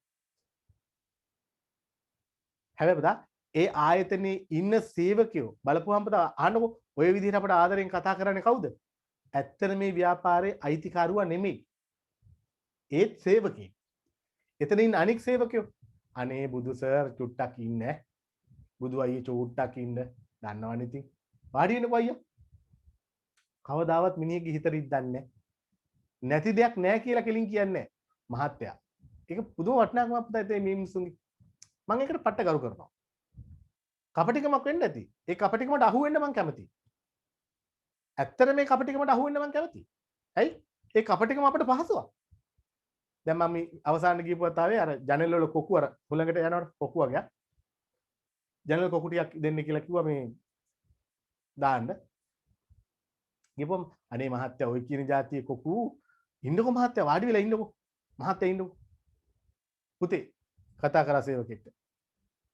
සල්ලි වගේක් දීලා මම දන්නේ නැහැ මොකට ගියාද කියලා. එළියට යවුවා. විනාඩි 10ක් කියන ඔන්න කොකු ටික අරගෙන ආවා. මහත්තයා මෙන්න මේක නේද කිව්වේ? මම කොව්. හරි. මම හොඳ ආකාරවම දැක්කා ඒ ළමයා අරන් ආවේ බිල එකක් 125 ගානේ. මේ මිනිස්සයා මට බිල දැම්මෙත් 125ම තමයි. ඔතන තියෙන ප්‍රශ්නේ මොකද්ද පුතා? ඇයි මේ? ඒක තමයි තෘප්තිමත් සේවකයෙක්ගේ ලක්ෂණ. මේ මිනිස්සයා එයා සේවකයෙක්, අයිතිකාරයා නෙමෙයි. එතන වැඩ කරන පිරිමි ළමයි සේවකයෝ. මුස්ලිම් අය. පුතා සිංහල ජනාවාසයක් මැද්දේ සිංහල මිනිසුන්ට බිස්නස් කරනවා. සිංහල ව්‍යාපාර ඔක්කොම පාගලා ඒගොල්ලෝ නැගිටිනවා. පුතා ওই ව්‍යාපාරයේ දියුණුවේ තනිකර හරය රහස මොකද්ද? මානව සම්පත් කළමනාකරණය. ඒකේ අයිතිකාරයා පුදුම මීටරයක් පුදුම මොලයක් පුතා. මේ මිනිස්සයා ඒකේ සේවකයෝ ඒ ආයතනයට ආදරය කරන බැඳිච්ච තමන්ගේම තන බවට පත් කරලා මේ මිනිස්සු ඒ ව්‍යාපාරයට එච්චර ආදරෙයි. පාරිභෝගිකයෙක් හිතරි දෙන්න කතා කරන්නේ බැන්නත් බිම් බලන් ඉන්නවා. සිමෙන්ති වගේ පරක්කු වෙලා දවසක් මිනිස්සෙක් ඇවිල්ලා බැන්නා කියන්නේ පුදුම බැනිල්ලක්. ස්ලැබ් එක දාන්න කට්ටිය ඇවිල්ලා සිමෙන්ති ටික යවලා නැහැ. එහෙම වෙනවනේ. ඒත් පුතා ඔළුව පාත් කරගෙන අහගෙන ඉන්නවනේ වචනයක් කියන්නේ නැතුව. ඇයි? වචනයක් කතා කරොත් වෙන්නේ ආයතනයට හානියක්. දැන් ඔන්න ඔය විදිහට ආයතනයක සේවකින් ආයතනයට ආදරය කරන බැඳෙන තත්ත්වය තමයි අපිට ඇත්තටම ප්‍රායෝගිකව මානව සම්පත් කළමනාකරණය කියන්නේ. එවනම් මානව සම්පත් කළමනාකරණය කියලා කියනවා සේවකයන් ව්‍යාපාරයට බඳව ගන්න තැන ඉඳලා සේවකයන් කවදා හරි ව්‍යාපාරයෙන් ඉවත් වෙලා යන තැන දක්වා ව්‍යාපාරයේ තුල පවතින ව්‍යාපාරයේ තුල සිටින සේවකයන්ට කළ යුතු දේ. වුණු කිරීම, අනුස්ථාපනය, බඳවා ගැනීම, ආකර්ෂණය ඔය හැමදේම මේකට අයිති අනාගතේ කතා කරනවා. මානව සම්පත තමයි ව්‍යාපාරයක වටිනාම සම්පත. හිමිකරුවන් විසින් මේ මානව සම්පත හරියට කළමනාකරණය කරගත්තේ නැත්නම් ඉවරයි. ඔය IDH එකේ අපේ අයිලා ගෙවල් තියෙන IDH එකේ එකේ කඩයක් තියෙනවා. එක දවසක් මොකක් හරි දෙයකට ගියා මමයි අයියයි අපේ අම්මගේ දාන වෙලාවේ පිරිකර වගේක් ගන්න. ගිහිල්ලා අහනකොට එතන ඉන්න මිනිස්සයා මොකද කිව්වේ? මොනවද? ඒව නෑ. ඒව කොහෙද? නැහැ ඒව නෑ. වෙන කොහෙන්ද බලන්න. පුතා බලන්න. පිළිගන්න ඉතින් අද වෙනකන් දැන් අවුරුදු කීපයක් වෙනවා අද වෙනකන් මම කවදාවත් ওই කඩේට ගිහිල්ලා නැහැ කිසිම දෙයක්. ලොකු කඩයක් නෙමෙයි යන්නේ. ලෝක තමයි අවුල. එතනේ සේවකයන් අතෘප්තිමත්. සේවකයන් ඉන්නේ අසහනේ. සේවකයන් ඉන්නේ අයිතිකරුවන් එක්ක ව්‍යාපාරයත් එක්ක තරහින්. ඒ ව්‍යාපාරය පුතා දිනෙන් දින වැහෙනවා. තව වැඩි කාලයක් යන ඉස්සලා වැහිලා යනවා. පුතා දැනටම භාගයට වැහිලා. ලෝක තමයි හැටි. ආයතනික සම්පත් අතරින් වටිනාම සම්පත තමයි මානව සම්පත. මෙච්චරලා අරන් කතා කරේ ඇයි? පුතා ඔක වෙනම පාඩමක් 13 වසරේ හොඳේ. 13 වසරේ වෙනම පාඩමක් ප්‍රශ්නයක් හැදෙනවා. අපි යනවා ඉස්සරහට මානව සම්පත් ආශ්‍රිත කටයුතු. කියවන්න පුතා. කිසියම් ආයතනයක් වෙත සේවකයන් ආකර්ෂණය කර ගැනීමේ සිට සේවක තෘප්තිය උපරිම වන ආකාරයෙන් නොවුන් බඳවා ගැනීම, අනුස්ථාපනය පුහුණු කිරීම, සේවක සුබ සාධනය උපරිම වන අයුරින් කටයුතු කර වඩාත් අභිප්‍රේරණය වූ කාර්යක්ෂම සේවක පිරිසක් බිහි කර ගැනීම මෙයින් අපේක්ෂා කරනවා. අභිප්‍රේරණය කියන්නේ සතුටින් වැඩ කරන සාර්ථක ව්‍යාපාරික සේවකයන් පිරිසක් බිහි කර ගැනීම. right. හරි.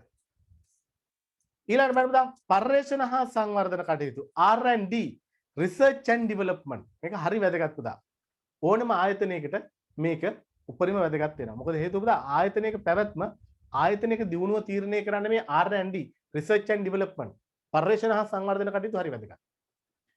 මම මීට පෙරත් කියනවා අලුත් දෑ නොතනන જાතිය ලෝ නොනගී. අනිවාර්යයෙන් පුතා අපි ඉල්ලන අලුත් දේ දෙන්න නේද? ව්‍යාපාරිකව ලෑස්ති වෙන්න ඕනේ. එමන අපි ඉල්ලන අලුත් දේ දෙන්න උන්ට හැකියාව තියෙන්නේ ඕන් අලුත් දෙයක් හොයාගත්තොත් විතරයි. ඇඳුම් පැළඳුම්, සපත්තු සෙරෙප්පු, අත් බෑග්, ආහාර පාන, බෙහෙත් නේද? මම ඊපෙරද දැක්කා අන්තර්ජාලයේ තියෙනවා පොඩි ලිපියක් නැත්නම් පොඩි වාර්තා වැඩසටහනක් වගේ එකක් YouTube එකේ තිබ්බේ වීඩියෝ එකක්. ඒකේ තිබ්බේ ඔය දියවැඩියාව තියෙන කට්ටියට ජීවිත කාලෙම බෙහෙත් බොන්න ඕනේ නෑ. වෙනම කැප්සූල් එකක් තියෙනවා තැම්පත් කරන්න. ඒක රීචාර්ජ් කරන්න තියෙන්නේ. ඇඟේ තැම්පත් කරලා ඒකට මොකක් හරි මම හිතන්නේ අර ඉන්සියුලින් අනුවක් හරි වෙන්නේ නැති. ඇඟේ ඔටෝමැටිකලි ඒක ඇඟට සප්ලයි වෙනවා. දිනපතා බෙහෙත් බොන්න ඕනේ නැහැ. ශරීර සෞඛ්‍යයට කිසි ගැටලුවක් නැහැ. ස්වභාවික ඉන්සියුලින් වගේම නිෂ්පාදනය වෙන නෙමෙයි. බෙදා හැරීමක් සිද්ධ වෙනවා කියලා. ඒක කාලයකට වතාවක් රීචාර්ජ් කරන්න ඕනේ. يعني රිෆිල් කරන්න ඕනේ. බලන්න ඔය අලුත් නිෂ්පාදනයේ හරියට මාකට් එකට ආවොත් අපේ රටේ නෙමෙයි මුළු ලෝකෙම මිනිස්සු වැළඳ ගන්න නැද්ද? වැළඳ ගන්නවා. උදාහරණ දැන් කොලෙස්ටරෝල් වලට මාස 3කට වතාවක් ඉන්ජෙක්ෂන් එකක් තියනවා දෙන්න. ඒක තාම විශ්වාස නැති නිසා මිසක් නැත්තම් සාර්ථකයි විතර ශරීර සාර්ථක නම් ගොඩ. කොරෝනා වලට අලුතෙන් බෙහෙතක් හොයා ගන්න. විතර ඔය ධම්මික පැණිය. නේද? වෙනුවට මොකක් හිතන වෙන පැණියක් හොයා ගන්න. මොකක්ද ධම්මික කියන්නේ හොඳ නැහැ වෙන පැණියක් හොයා ගන්න. ඒක සාර්ථක නැද්ද? සාර්ථක. එහෙනම් තා පර්යේෂණ හා සංවර්ධන කටයුතු නව්‍යතා සම්පාදනයේ නේද? ප්‍රධාන දේ. අලුත් දේවල් බිහි කරන්න ඕනේ. ඒ සඳහා අවශ්‍ය මූලික පදනම research and development පර්යේෂණ හා සංවර්ධන කටයුතු වලින් අපිට සපේනවා. බලන්න පර්යේෂණ හා සංවර්ධන කටයුතු. හරිද? කිසියම් ආයතනයක් තුළ පර්යේෂණ හා සංවර්ධන කාර්යයන් තුළ සිදු කරන්නා වූ ආයෝජනය හරහා නවතා සම්පාදනයේ පිරිවැය අවම වීම ගුණාත්මක භාවයේ ඉහළ නැංවීම වැනි දේවල් අපේක්ෂා කරනවා. නම් පිරිවැය අඩු කරලා ගුණාත්මක භාවය වැඩි කරලා නේද? වේගය වැඩි කරගන්න මේක හේතු වෙනවා. පරිපාලන කටයුතු. උදා පරිපාලන කටයුතු කියන්නේ ලියකියවිලි ආශ්‍රිත කටයුතු, ડોකියුමන්ට්ස් ආශ්‍රිත කටයුතු නේද? පරිපාලනය කියන්නේ මෙහෙවීම පාලනය කියන එක නෙමෙයි පුතා. පරිපාලනය කියලා කියන්නේ ලියකියවිලි ආශ්‍රිත කටයුතු නේද? අපි යමු පරිපාලන කටයුතු. ලියන කියන දේවල්. ලියන්න පුතා. ව්‍යාපාරයක් තුල සිදුවන්නා වූ ලියා ගන්න ටක් ගාලා ව්‍යාපාරයක් තුල සිදුවන්නා වූ සියලුම පරිපාලන කටයුතු නැතහොත් ලියකියවිලි ආශ්‍රිත කටයුතු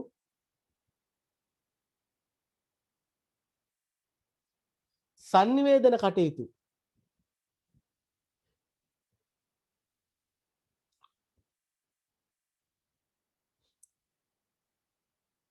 වැනි දේ මීට අයත් වේ.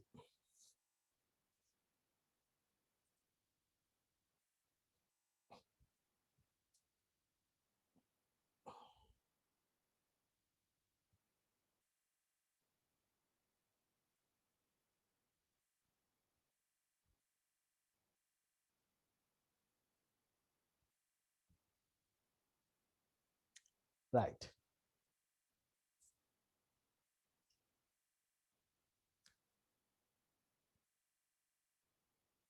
හරි. පුතා අපි යමු ඊළඟ මොකද්ද? තොරතුරු කළමනාකරන කාර්යයන්. අහන්න පුතා මේ අලුතෙන් ආපු ව්‍යාපාර කාර්යයක් නේද? කෙටියෙන් කිව්වොත් අපි අතීතයේ ඉගෙන ගන්නකොට සමහර පොත්වල නම් මේ ඉංග්‍රීසි පොත් වලින් අරගෙන ඒවා ඒගොල්ලෝ අප්ඩේට් කරලා තිබුණා. නමුත් අපේ ලෝකල් සිලබස් එකේ හැටියට සමහරලාට මේක තිබුණේ නැහැ. තොරතුරු කළමනාකරන. පුතා අහන්නකෝ මම ඉස්සෙල්ලාත් කිව්වනේ ව්‍යාපාරයකට තියෙන සම්පත් අතරින් වැදගත්ම සම්පතක් නේ. මොනවද? තොරතුරු. නිකන් හිතන්නකෝ මංචි මැලිබන්. මංචි මැලිබන් කියන ප්‍රොඩක්ට් දෙක අපේ රටේ ප්‍රධාන බිස්කට් නිෂ්පාදකයෝ දෙන්නනේ මංචි මැලිබන්. මංචි එකේ මැලිබන් එකේ බිස්කට් එකක් අපි දෙපාරක් හිතන්නේ නැතුව කනවා. මොන දේ දුන්නත් ගන්නවනේ. මොන බිස්කට් එක ඇදුවත් අපි එකපාරක් හරි කාලා බලනවා හොඳද කියලා හරි. තවත් කොච්චර බිස්කට් තියෙනවද? මාම් ක්‍රැකර්, ලකී ලෑන්ඩ් ඊට පස්සේ තව එක එක જાතියේ ලෑන්ඩ් සේල් වගේ බැලු බැලමට පේන්නේ නේද? ඒවලට බිස්කට් ඒවා. බිස්කට් වර්ග ගානක් තියෙනවා. අපි කනවද? දකින්න කොටත් නිකන් අවුල් වගේ. උදා බලන්නකෝ. මංචි හරි මැලිබන් හරි ක්‍රීම් කැකර් එකක් කාලා ඔය කියන අනික් කම්පැනි ක්‍රීම් කැකර් එකක් කාලා බලන්න. මම මේ ළඟදි කෑව පුතා නැතිකමට අරන් ආවා. ළඟ කඩෙන් තව ක්‍රීම් කැකර් જાතියක් වෙන જાතියක්. උදා හරියට එන්නෙම අර පරණ දැන් රෑ හදපු රොටි පහුවදාට කන්නේ අපි අර කබල උඩ තියලා කර වුණාම කබල උඩ තියලා කර වුණාට පස්සේ රෑ හදපු රොටි අපි පහුවදා උදේට කනකොට එනවනේ පුතා අමුතු ෆීල් එක. ඒකමනේ ඉන්නේ. ඒකමයි එන්නේ. හැබැයි පුතා මේක බලන්නකොනේ. මහර ටේස්ට් එකක් තියෙනවා. පුතා ඔක තමයි වෙනස. තොරතුරු. මේ හැමෝටම පුතා එකම විදිහට අමුද්‍රව්‍ය සපය ගන්න පුළුවන්. නේද? හැබැයි මේ දෙගොල්ලන්ට තියෙන තොරතුරු වෙනස් පුතා. මේ දෙගොල්ල සතු තියෙන තොරතුරු වෙනස් සාපේක්ෂව. නේද? ඒක නිසා තොරතුරු පදනම් කරගෙන නිෂ්පාදනයේ ගුණාත්මක භාවය පවා වෙනස් වෙන්න පුළුවන්. තොරතුරු කළමනාකරණය කර ගැනීමත් විශේෂම නිෂ්පාදකයෙක් විසින් ප්‍රධාන කාරණාවක් බවට පත් වෙනවා. බලන්න කිසියම් ආයතනයක් සඳහා වැදගත් වන්නා වූ දත්ත සම්පාදනය කර ඒවා තොරතුරු බවට පත් කරමින් තොරතුරු පද්ධතියක් නිර්මාණය කිරීම, ඒවා යාවත් කාලීන කිරීම, නව තොරතුරු සම්පාදනය හා තොරතුරු පද්ධතිය නඩත්තු කරගෙන යාම මීට ඈත වෙන නම් තොරතුරු සම්පාදනය නඩත්තු කරගෙන යාම වගේ දේවල් මේකට අයිති වෙනවා. තොරතුරු ආශ්‍රිත සියලුම කටයුතු මේකට අයිති වෙනවා. හරි. අපි ඊළඟ ප්‍රශ්නෙට යන්න ඉස්සෙල්ලා අපිට සිද්ධ වෙන අපවසරයක්. sorry ඊළඟ මාතෘකාවට යන්න ඉස්සෙල්ලා අපිට සිද්ධ වෙනවා සමා වෙන්න. ප්‍රශ්නයකට උත්තර ලියන්න. හරි. පුතා අපි ලියමු.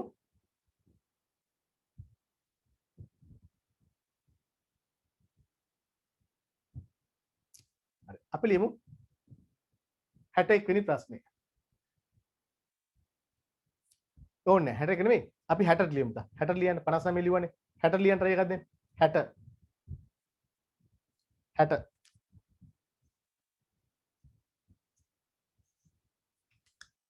ලියන්න.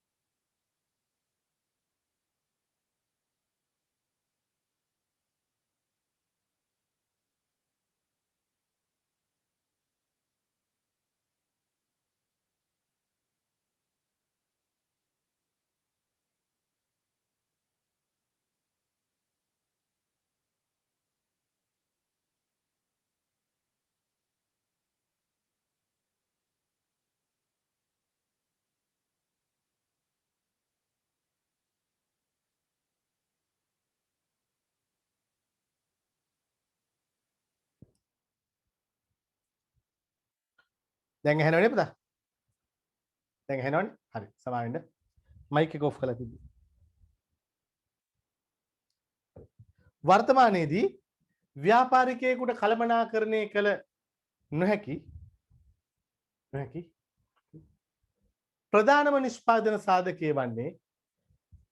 ප්‍රධානම නිෂ්පාදන සාධකය වන්නේ කාලයයි. කාලයයි.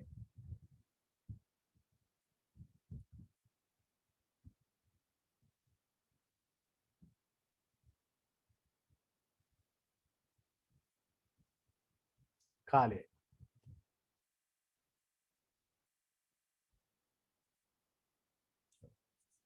එබැවින්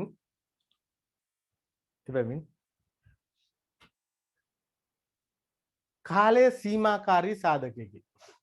එබැවින් කාලය සීමාකාරී සාධකයකි. කාලය සීමාකාරී සාධකයකි.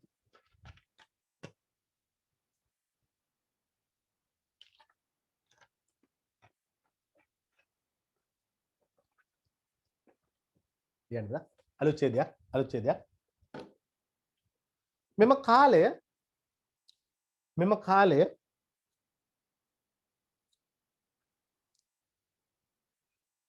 අවම කර ගැනීමෙන්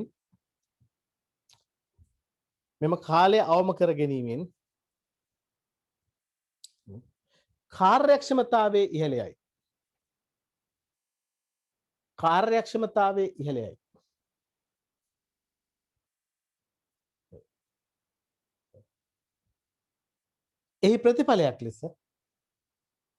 එහි ප්‍රතිඵලයක් ලෙස නිෂ්පාදන පිරිවැය පහළයයි.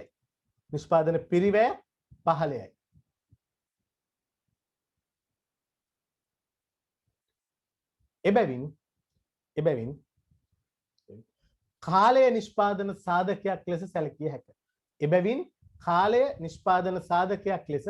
සැලකිය හැක.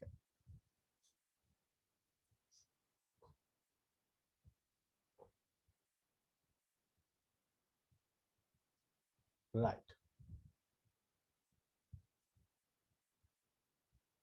හරි.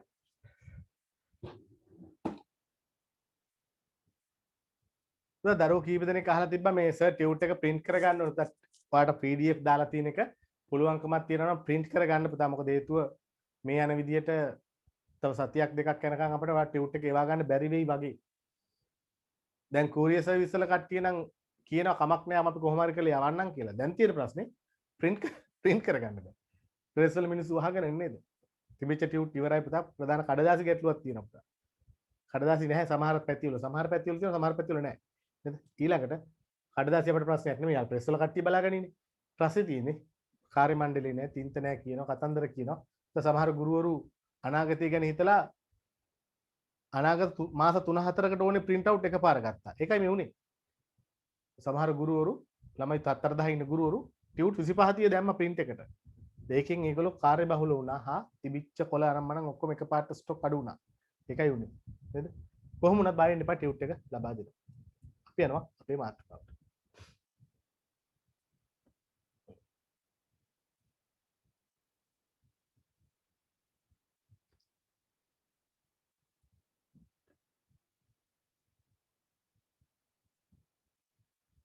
හරි. මාතෘකාව ව්‍යාපාර කෙරෙහි උනන්දුවක් දක්වන පාර්ශව ව්‍යාපාර කෙරෙහි උනන්දු වීමට හේතු විමසයි. ව්‍යාපාර කෙරෙහි උනන්දුවක් දක්වන පාර්ශව ව්‍යාපාර කෙරෙහි උනන්දු වීමට හේතු විමසයි. අහන්න පුතා ව්‍යාපාර කෙරෙහි වැඩිම උනන්දුවක් දක්වන පාර්ශවය කවුද? ව්‍යාපාර ගැන වැඩිම උනන්දුවක් දක්වන්නේ කවුද පුතා? චුට්ටක් හිතන්න. යම් ව්‍යාපාරයක් තියෙනවා මේ ව්‍යාපාරය ගැන වැඩිම උනන්දුවක් දක්වන්නේ කවුද?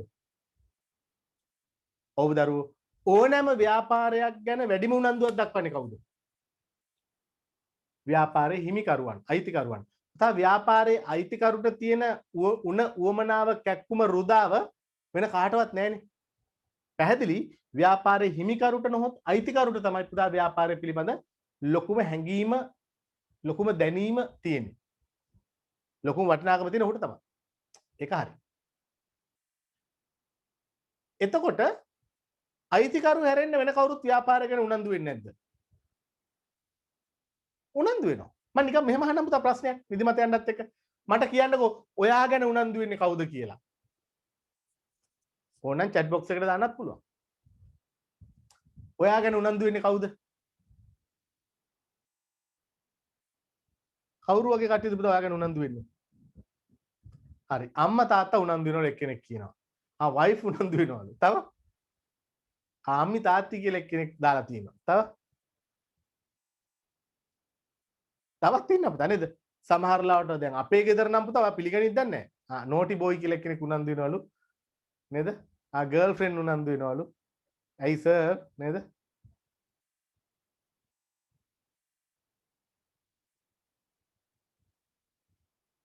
ව්‍යාපාරිකයෝ උනන්දු වෙනවලු.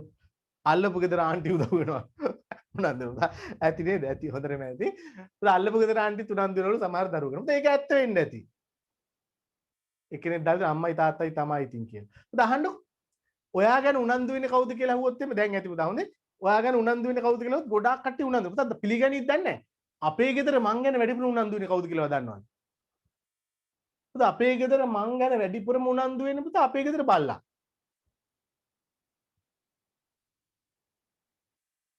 නේ අපේ ගෙදර වැඩිපුරම උනන්දු වෙන්නේ අපේ ගෙදර බල්ලා. ඇයි පුතා අපේ ගෙදර බල්ලා වැඩිපුරම උනන්දු වෙන්නේ? මන් දන්නේ හේතුව මොකද්ද කියලා. මම එනකොට බිම පෙරලිලා කෑ ගහලා නටලා උඩ පැනලා පුතා මට පිස්සු හැදුනා වගේ. ඒක නිසා මට හිතෙනවා අපේ ගෙදර වැඩිපුරම උනන්දු වෙන්නේ මට මං ගැන වැඩිපුරම උනන්දු වෙන්නේ බල්ලා කියලා. ඔයාටත් එහෙම ඇති. නැද්ද? ඔයා ගැන උනන්දු වෙන්නේ කවුද කියලා හිතුවා ගොඩක් කට්ටිය දැන් අර කිව්ව අල්ලපු ගෙදර ඇන්ටි තව කට්ටිය ගොඩක් නේද? මම ඉන්න ප්‍රදේශයේ කට්ටියත් උනන්දු වෙනවා කියලා එක්කෙනෙක් කියලා තියෙනව නේද? මම ඉන්නේ මේ මහරගම පිළියන්දල ඒරියා එකේ නේද? උනන්දු වෙනවා කියලා එක්කෙනෙක් කියා තියෙනවා මම හිතන්නේ ළඟපාත කවුරු හරි වෙන්න ඇති. පුතා බලන්න නේද? ඒ තමයි ඇති. පුතා අපි ගැන උනන්දු වෙන්නේ කවුද කියලා හිතුවා අපි ගැන උනන්දු වෙන කට්ටිය ගොඩ හරියක් ඉන්නවා. විශාල ප්‍රමාණයක් ඉන්නවා. එහෙමනම් බොහොම පැහැදිලි. අපි ගැන උනන්දු වෙන්න ගොඩාක් කට්ටිය ඉන්නවා වගේමයි පුතා ව්‍යාපාරයක් ගැන උනන්දු වෙන්නත් ගොඩක් කට්ටිය ඉන්නවා. ඒගොල්ලෝ උනන්දු වෙන්න හේතුත් තියෙනවා. ඒගොල්ලෝ ව්‍යාපාරය පිළිබඳ උනන්දු වෙන්න ඒගොල්ලෝ ව්‍යාපාරයට ගැන උනන්දු වෙන්න විවිධ හේතුත් තියෙනවා නේද? අපි යන හැමනම් අපි ගැන උනන්දු වෙන්නේ කවුද කියලා බැලුවා ඇති. ව්‍යාපාරයක් ගැන උනන්දු වෙන්නේ කවුද කියලා බලමු. ඉස්සරහට යමු. යම් ව්‍යාපාරයක් ගත් කල ඒ සඳහා විවිධ වූ පාර්ශවයන් උනන්දු වීම හා දායකත්වයන් දක්වයි. මෙහිදී ව්‍යාපාරයේ ස්වභාවය අනුවත් එක් ව්‍යාපාරයේ සම්බන්ධතාවය අනුවත් ඔවුන් ව්‍යාපාර කරේ ඇති ඇල්ම විවිධ වේ. ප්‍රධාන වශයෙන් ව්‍යාපාරයක් කෙරෙහි ඇල්මැති පාර්ශව කිහිපයක් හා ඔවුන් එසේ ඇල්මක් දැක්වීමට හේතු පහත ලෙස දක්වන්න. බලන්න ව්‍යාපාර ගැන උනන්දු වෙන්නේ ඇයි කියන එකත් ඒ විදිහට උනන්දු වෙන්න හේතු මෙන්න මේ විදිහට දක්වන්න පුළුවන්. බලන්නකො අයිතිකරුවන්. පුතා අයිතිකරුවෝ ව්‍යාපාර ගැන උනන්දු වෙන්නේ ඇයි? අපිට හිතා ගන්න බැරි වෙන්නේ නේද? අයිතිකරු උනන්දු වෙන්නේ ඇයි? අපි ලියමු. මේ විදිහට ලියන්න පුතා. ලියන්න එක දෙක ඕනේ නැහැ. නිකන් ලියාගෙන යන්න පුතා ක්‍රමාදද. උනන්දු වෙන්න හේතු ලාභය කමා ලාභදායීත්වය ලාභය කමා ලාභදායීත්වය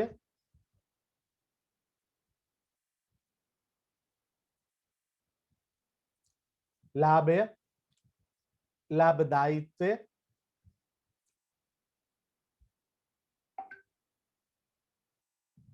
ව්‍යාපාරයේ දියුණුව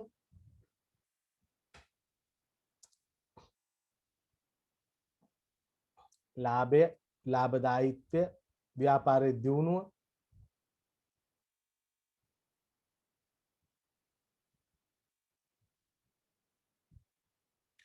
අවදානම අවම කර ගැනීම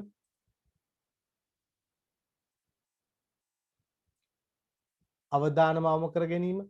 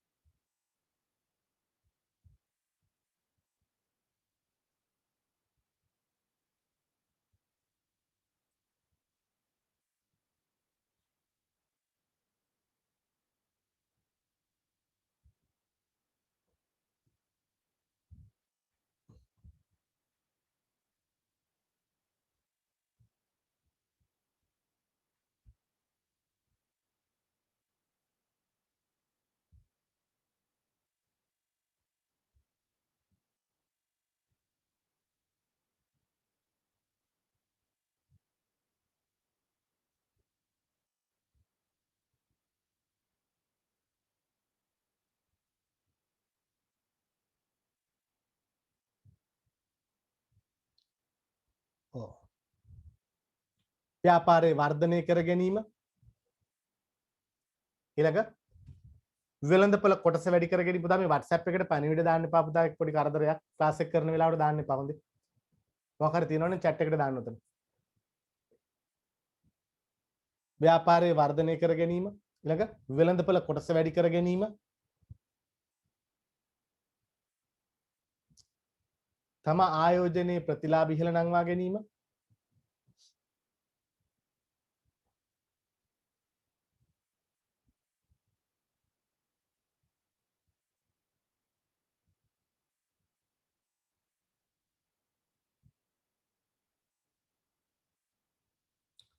right පුතා ඔය වගේ දේවල් ඊළඟ පාර්ශවය කවුද බලන්න පුතා කලමනාකරුවෝ පුතා කලමනාකරු කියන්නේ කාටද කලමනාකරු කියන්නේ කාටද දරුවෝ කලමනාකරු පුතා කලමනාදේ කරන්න කලමනාකරුවේ කලමනාදේ කරන පුද්ගලයා කලමනාකරු මොනවද ව්‍යාපාරයක් තුල තියෙන කලමනාදේ පුතා කලමනාදේ ගොඩක් තියෙනවා සමහරලාට නොකලමනාදේ කරනවා කලමනාකරුවන් නේද ඔය කාන්තා හිංසනය වගේ දේවල් කලමනාකරුවන් නොකල යුතු දේ නොකලමනාදේ කරනවා තා කොහොම හරි කමන්නේ කලමනාකරු කියන්නේ ඔබත් කවදා හරි ඉගෙනගෙන කලමනාකරුවෙක් නෙවෙන්නේ නේද ඒක නිසා ඔබ දැනගන්න ඕනේ කලමනාකරු ව්‍යාපාර ගැන උනන්දු වෙන්නේ ඇයි නීති විරෝධී දේවල් එහෙම නැත්නම් අර නොකලමනාදේ ඇරෙන්න ඇත්තටම කලමනාකරණය කියලා කියන්නේ කලමනාදේ කිරීමනේ එhmenan කලමනාදේ කිරීමේ අරතර මොනවද අයිති වෙන්නේ අපි අනාගතය ඉගෙන ගමු දැන් අපි කතා කරන්නේ ඇයි මේ කලමනාකරු ව්‍යාපාරය ගැන උනන්දු වෙන්නේ මෙන්න මේ හේතු නිසා නේ පුතා ලියන්න ව්‍යාපාරයේ ලාභය ඔහු හිතනවා පුතා නේද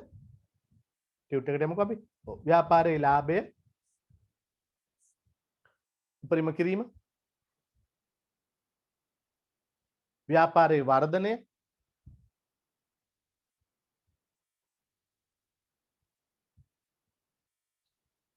වැටුප් හෝ වේතන හේතුව නේද වැටුප් හා වේතන නේද වැටුප් හා වේතන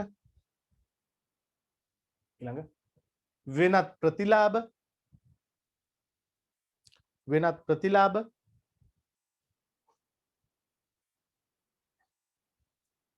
තීරණවල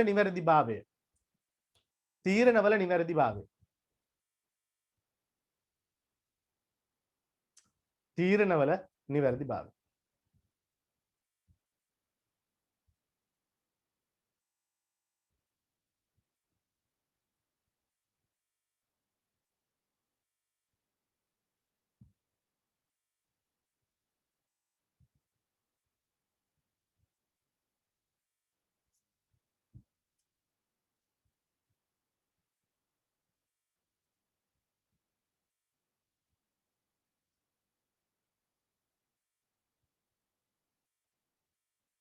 හරි ඊළඟ කට්ටිය කවුද සේවකයෝ දැන් සේවකයන්ට ව්‍යාපාරය ගැන උනන්දුවක් දක්වන්න ඕනේ නැහැ නේද දෙන දෙයක් කාලා වෙන දෙයක් බලාගෙන ඉන්න තියෙන්නේ එහෙමනේ අපි කියන්නේ නේද දෙන දෙයක් කාලා වෙන දෙයක් බලාගෙන ඉන්නට තියෙන සේවකයන්ට තියෙන රුදාව මොකද්ද පුතා ඔව් නේද සේවකයන්ගේ රස්සාවේ පැවැත්ම ඒ වගේ මොහොත ලැබෙන ප්‍රතිලාභ වෙනත් ප්‍රතිලාභ පුතා පෙලක් වෙලාට සේවකයෝ වැටුපට වේතනයට වඩා වෙන දේවල් වලට කැමතියි උදාහරණයක් ගත්තොත් අපේ ආයතනයේ හිටිය සේවකෙක් ඒ සේවකයා හැමදාම කියන්නේ පුතා පඩි වැඩි කරපන් අරවත් දියන් මේවා දියන් කියලා නෙමෙයි කියන්නේ. මොකද්ද? ලාභ දායිත්වය කියන්නේ මොකද්ද කියලා හිතන්න පුතා. ලාභය කියලා කියන්නේ ආදායමත් වියදමත් අතර වෙනස. අපි දන්නවනේ ආදායම රුපියල් 1000යි වියදම රුපියල් 800යි නම් මේ අතර වෙනස ලාභය කීයද? ලාභය රුපියල් 200යි. ආදායමේ වියදම අඩු කරපුවාම ලාභය ගන්න පුළුවන්. ලාභ දායිත්වය කියන්නේ පුතා අනාගත ලාභ ඉපීමේ හැකියාව. අද ලාභ නැහැ. අද ලාභ නැහැ. හැබැයි අනාගතේ ලාභ උපයන්න පුළුවන්. රජයේ ආයතන සමහර ඒවා ලාභ තියෙනවා. සමහර ඒවා ලාභදායී ව්‍යාපාරලු. ඇයි? ලාභ ඉපීමේ හැකියාවක් පවතිනවා කියන අදහස. ලාභ කියන්නේ ආදායමේ වියදම අඩු කරපුවාම වෙන අතිරික්තය. ලාභදායී කියලා කියන්නේ දරුවෝ ලාභ ලැබීමේ හැකියාවක් පවතින. ප්‍රොෆිටබල් නේද? ප්‍රොෆිට් ඉපීමේ හැකියාවක් තියෙන ව්‍යාපාර. රයිට් අපි යමු ඉස්සරහට. සේවකයෝ. පුතා සේවකයෝ ව්‍යාපාර කරන උනන්දු වෙනවා. මෙන්න මේ හේතු නිසා අපි ලියාගමු. සේවකයෝ ඇයි උනන්දු වෙන්නේ කියන කාරණා. ලියන්න පුතා. ඉහළ වැටුපක් ලබා ගැනීම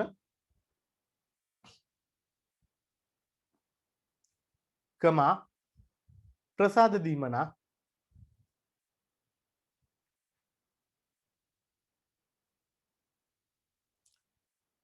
ප්‍රසාද දීමනා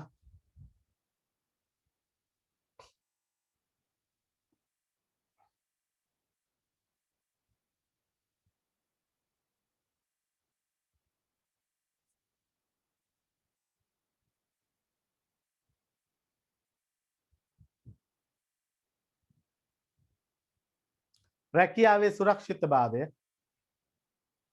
රැකියාවේ සුරක්ෂිතභාවය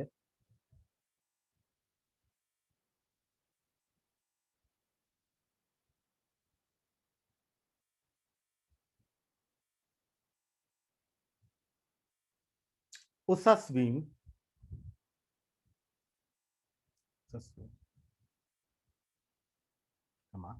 වෙනත් ප්‍රතිලාභ වෙනත් ප්‍රතිලාභ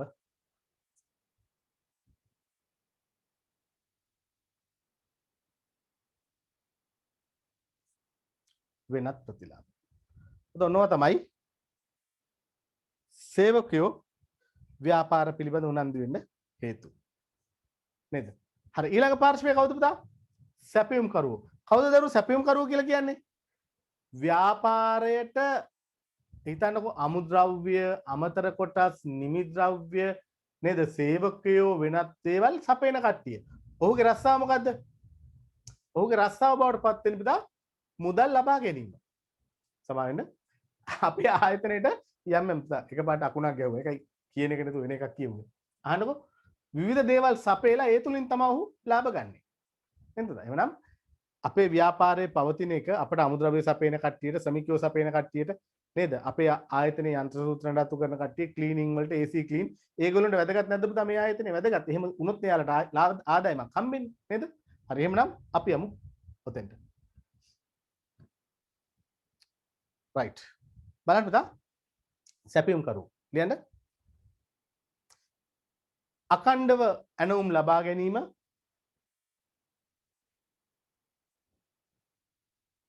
කමා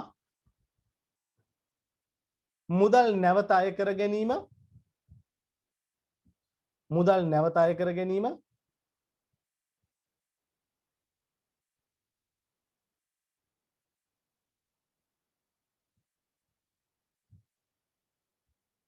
ඊළඟ අවදානම තක්සේරු කර ගැනීම අවදානම තක්සේරු කර ගැනීම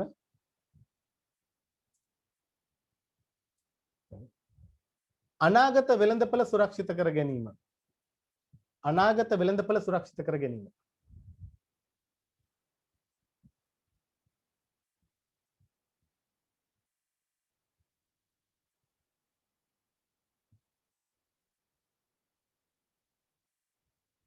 අනාගත වෙළඳපළ සුරක්ෂිත කර ගැනීම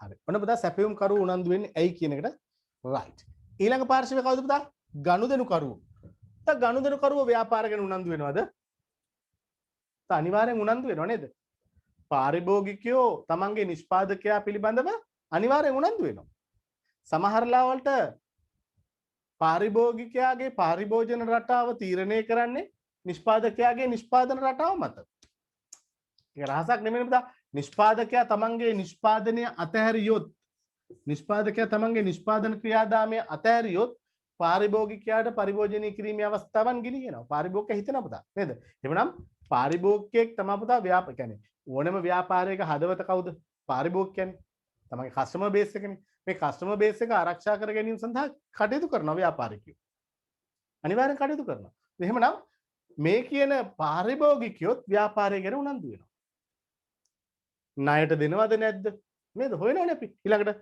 මේකේ ක්වොලිටි එක කොහොමද මේකේ මිලයි ඒකේ මිලයි සංසන්දනය කරලා බලන්නේ කොහොමද නේද ඔය වගේ පුතා නොයෙක් කාරණා නිසා විශේෂයෙන්ම ගනුදෙනු කරුවෝ ව්‍යාපාරය ගැන උනන්දු වෙනවා ගනුදෙනු කරුවෝ කියන්නේ භාණ්ඩ පරිභෝජනය කරන නේද ව්‍යාපාරات එක්ක සම්බන්ධ වෙලා ඉන්න කට්ටිය. ගනුදෙනු කරුවන්. ලියන්න පිටරට ගාලා. ලියන්න. භාණ්ඩේ ගුණාත්මක භාවය කෙටි ලියා ගමු නේද? භාණ්ඩේ ගුණාත්මක භාවය කමා අලවියෙන් පසු සේවා ලබා ගැනීම අලවියෙන් පසු සේවා ලබා ගැනීම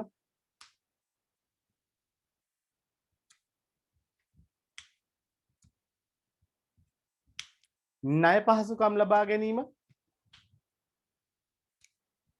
ණය පහසුකම් ලබා ගැනීම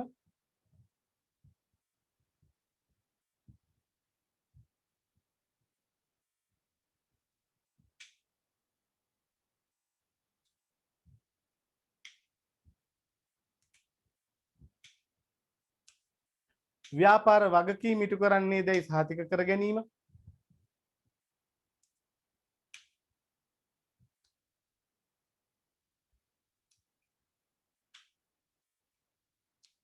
පරිසර ආරක්ෂාව පරිසරය රැකගන්නවද නේද? පරිසරයට හානියක් කරනවද කියලා අපි හිතන්නේ නැද්ද? හිතනවනේ නේද?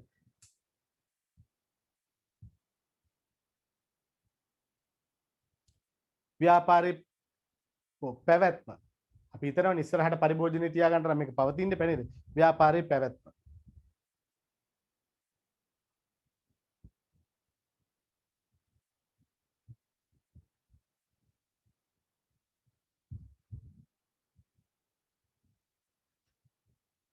හරි. හොඳයි ඊළඟට බලන්න රජයයි ව්‍යාපාර ගැන උනන්දු වෙන්නේ.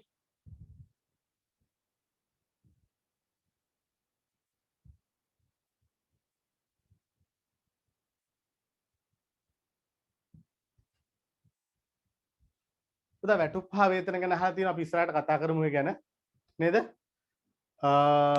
අනිවාර්යයෙන්ම උනන්දු වෙනවා. ටැක්ස් ගැනත් පාරිභෝගිකයෝ නැවත ටැක්ස් කියන එක අහලා ටැක්ස් කියන එක මේ රජය සම්බන්ධ කතාවක්. හොඳයි. අපි දැන් කතා කරේ පාරිභෝගිකයෝ ගැන. වැටුප් වේතන ගැන අහලා තියෙනවා. වැටුප් හා වේතන කියන්නේ විශේෂයෙන්ම විධායක ශ්‍රේණිය කට්ටියට හා අනික් කට්ටියට නේද? වැටුප්. සමහර වෙලාවට කියනවා අර කෑලි ප්‍රමාණය මත ගෙවන ඒවා හා ස්ථිරව ගෙවන ඒවා. ඒ වගේ පොඩි නිර්වචන දෙක තුනක් තියෙනවා තැන අනුව වෙනස් වෙනවා. වැටුප් කියලා කියන්නේ වේතන කියලා කියන්නේ පුතා එකක් නෙමෙයි සංකල්ප දෙකක්. ඒක අපි ඉස්සරහට අපි වෙන පාඩ අපි එතනදී කතා කරමු පුතා දැන් කතා කරන්න ගියොත් අපි ඔක නතර කරලා පැය භාගයක් ඒක කතා කරන්න වෙනවා. රයිට්. වැටුප් හා වේතන කියන්නේ එකක් නෙමෙයි දෙකක්. ඒක හරි. රයිට් බලන්න. අපි එනවා ඊළඟ පාර්ශ්ව රජය. දැන් රජයේ ව්‍යාපාර ගැන උනන්දු වෙන්නේ. පුතා ඇත්තටම රජය උනන්දු වෙනවද? අනිවාර්යෙන් උනන්දු වෙනවා නේ පුතා. රජය ව්‍යාපාර ගැන පුදුම විදිහට උනන්දු වෙනවා. මොකද රජය බලාපොරොත්තු වෙන්නේ සෑම විටම මොකද්ද? පුතා රජය හැම වෙලාවෙදිම අපේක්ෂා කරන්නේ රටේ ආර්ථික වර්ධනයක් හා සංවර්ධනයක් ඇති කරන්න. රටේ ආර්ථික වර්ධනයක් හා සංවර්ධනයක් ඇති කිරීමේ ක්‍රියාදාමය තුළ රජයට පැවරෙන ප්‍රධානම වගකීමක් තමයි ව්‍යාපාරිකයන් දිරිගැන්වීම. පුතා රටේ ව්‍යාපාරිකයෝ දිරිගැන්වන්නේ නැතුව රටක් දියුණු කරන්න බෑ. හොඳම උදාහරණේ ව්‍යාපාර වැටුනොත් රට වැටෙනවා. ඔක නතර කරන්න නම් ව්‍යාපාර උඩට ගන්න ඕනේ නේද? එහෙනම් අපි කියනවා රජය නේද? රටක ප්‍රධානම අපේක්ෂාවක් රජයේ ප්‍රධානම අපේක්ෂාවක් තමයි ව්‍යාපාර දියුණු කරගන්න. ආර්ථික වර්ධනය නොහොත් නිෂ්පාදනය වැඩි කර ගැනීමේ මූලිකම සාධකයේ ව්‍යාපාර. අපි යමු රජය උනන්දු වෙන්නේ ඇයි කියන එකට උත්තරයක් ලියන්න මෙන්න මේ විදිහට. බදු අය කර ගැනීම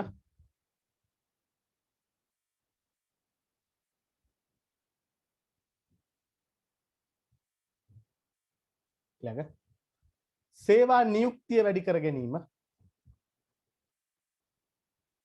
සේවා නියුක්තිය වැඩි කර ගැනීම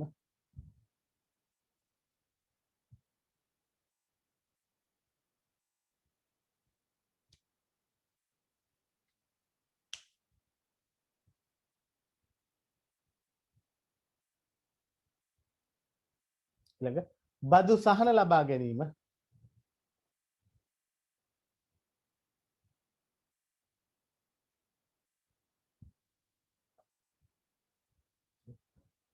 ආර්ථික වර්ධනයක් ඇති කර ගැනීම.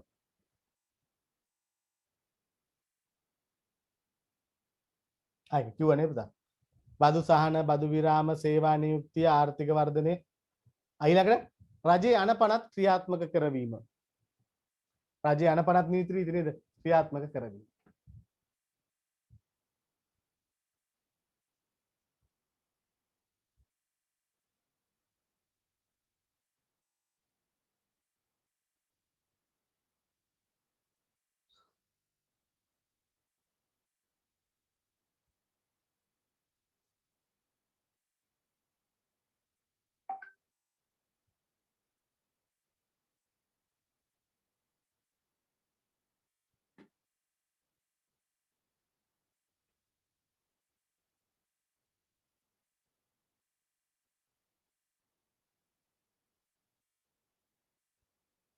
right.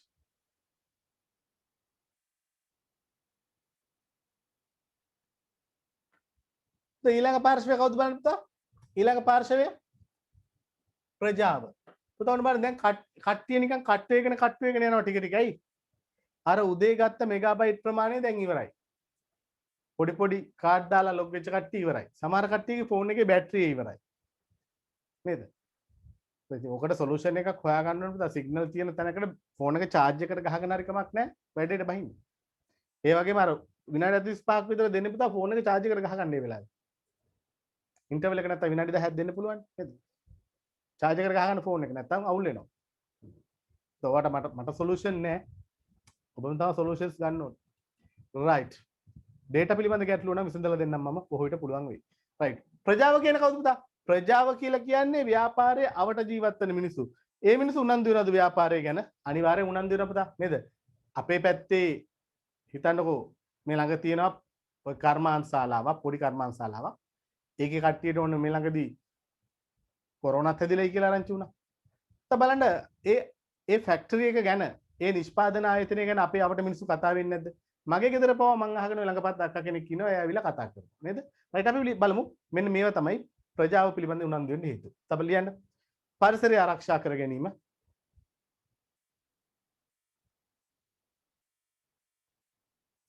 රැකියා අවස්ථා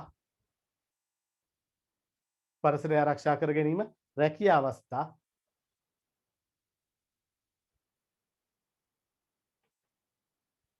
රැකියා අවස්ථා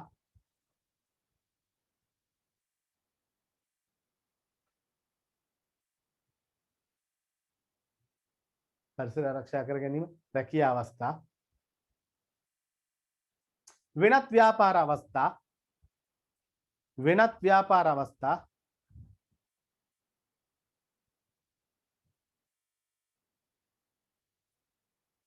වෙනත් ව්‍යාපාර අවස්ථා උදා කර ගැනීම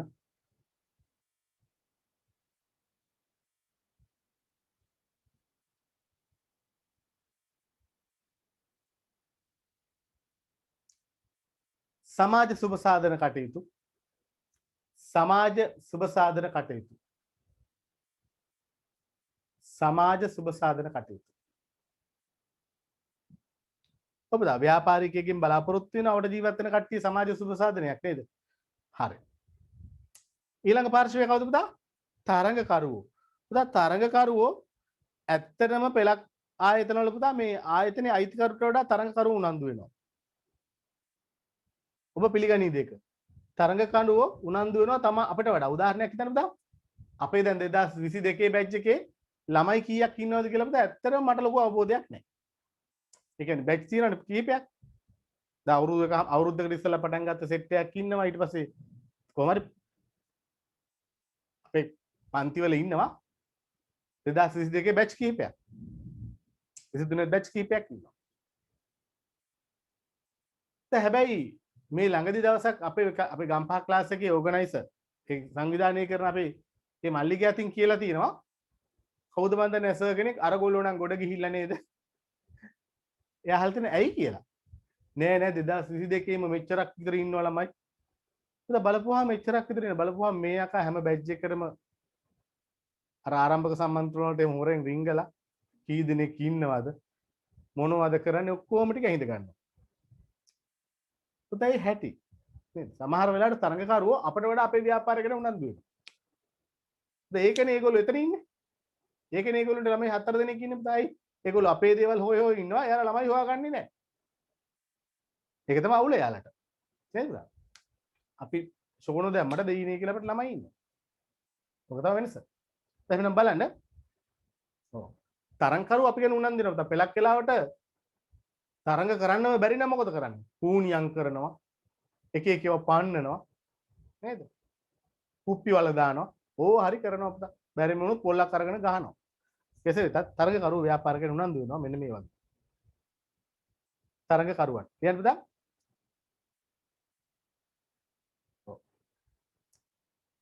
බාණ්ඩේ ගුණාත්මක භාවය. පුතා අනිවාර්යෙන් හිතන එයාලගේ එකයි අපේ එකයි කම්පෙයාර් කරනවා නේද?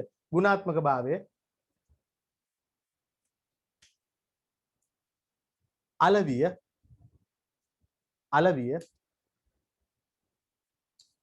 ගුණාත්මක භාවය අලවිය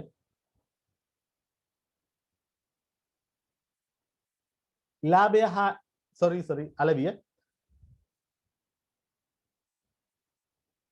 මිල ගුණාත්මක භාවය අලවිය මිල වෙළඳපළ තොරතුරු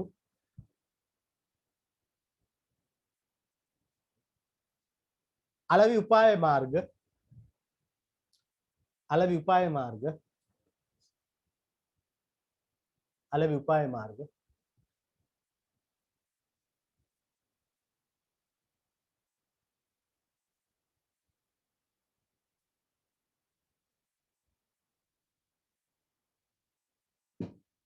ප්‍රචාරණය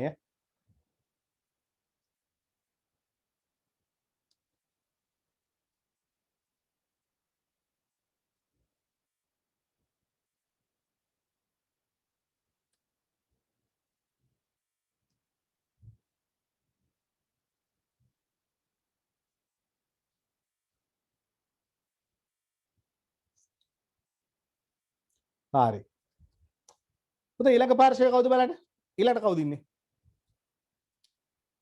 ඊළඟට ඉන්නවා ණය හිමියෝ පුතා ණය හිමියෝ ව්‍යාපාරය ගැන උනන්දු වෙන්නේ ඇයි ණය හිමියෝ කියන්නේ කවුද ව්‍යාපාරයට ණය සපයපු කට්ටිය පුතා ඒගොල්ලෝ ඇයි ව්‍යාපාර ගැන උනන්දු වෙන්නේ අපි ලියමු බලන්න ලියන්න ණය හිමියෝ උනන්දු වෙන්නේ කියලා ඔව් මුදල් නැවත අය කර ගැනීම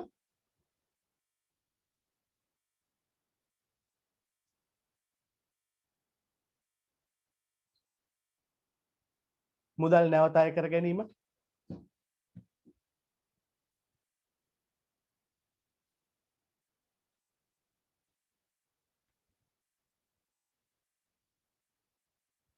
ව්‍යාපාරයේ අපසුරකුම් අපි අපේට තියෙනව නේද අපසුරකුම්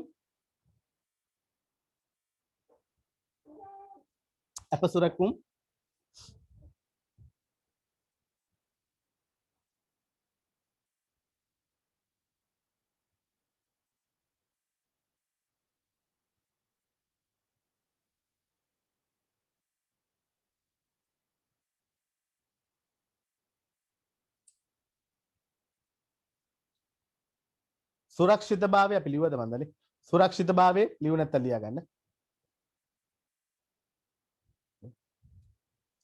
අනාගත වෙළඳපළ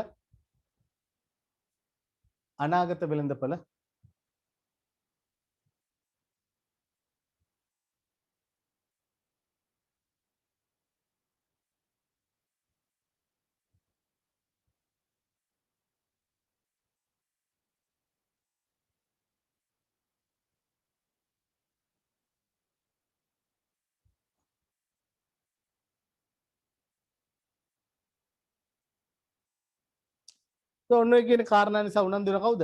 ණය හිමියෝ උනන්දු වෙනවා. පුතා ඊළඟ පාර්ශ්වය කවුද බලන්න? විභව ආයෝජකයෝ. පුතා විභව ආයෝජකයෙක් කියන්නේ කවුද? ඔන්නක පටල ගන්න බෑ පුතා සමහර පොත්පත්වල පවා ඔක චුට්ටක් වැරදියට මම නැවතත් කියනවා මේ පොත්පත් ලියපු මිනිස්සුන්ට වඩා මම පොරක් කියනව නෙමෙයි. හැබැයි ඉතින් පැහැදිලි කිරීමක් කරන්න එපා ඔබට. පුතා විභව ආයෝජකයෝ කියලා කියන්නේ අනාගතයේ වෙළඳපොළට එන්න හිතන් ඉන්න කට්ටියට නෙමෙයි දරුවෝ. අනාගතයේ මෙම වෙළඳපොළත් එක්ක නැත්නම් මෙම ව්‍යාපාරයත් එක්ක සම්බන්ධ වෙන්න ඉතින් කියන්නේ අපේ මේ ව්‍යාපාරය තනකො අපි හිතමු බේකරියක් කියලා. අපි බේකරියක් කරගෙන යනකොට අපේ මේ බේකරිය දැනට කරා යන්නේ අපි දෙන්නෙක් එකතු වෙලා. හිතන්නකො දෙන්නයි. අනාගතයේ මේක සමාගමක් එහෙම කරොත් නැත්නම් මේකට අලුතෙන් කට්ටිය ගත්තොත් මේකට සම්බන්ධ වෙන අපේක්ෂාවෙන් ඉන්න කට්ටියක් ඉන්නවනේ. අනාගතයේ අපේ ව්‍යාපාරයත් එක්ක බැඳෙන්න හිතන් ඉන්න අය. ඒගොල්ලෝ තමයි අපිට විභව ව්‍යාපාරිකයෝ. නැතුව මේ අනාගතයේ පාන් වෙළඳපොළට එන වෙන කට්ටිය නෙමෙයි. මේගොල්ලෝ අපිට තක්සේරු කරන්න බෑනේ කීයක් ඉන්නවද කියලා නේද? එමුනම් අනාගතයේ අපේ වෙළඳපොළ සම්බන්ධ වෙන හිතන් ඉන්න කට්ටියට අපි කියන්නේ විභව ව්‍යාපාරිකයෝ කියලා. අපි බලමු විභව ව්‍යාපාරිකයෝ. ඔව්. එතකොට බලන්න ඒක උනන්දු වෙන්නේ ලියන්න.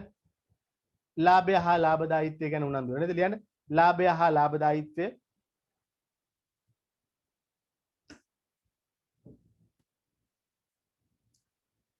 ඊළඟ අනාගත වෙළඳපොළ ප්‍රවණතාවයන් අනාගත වෙළඳපොළ ප්‍රවණතාවයන් අනාගත වෙළඳපොළ ප්‍රවණතාවයන්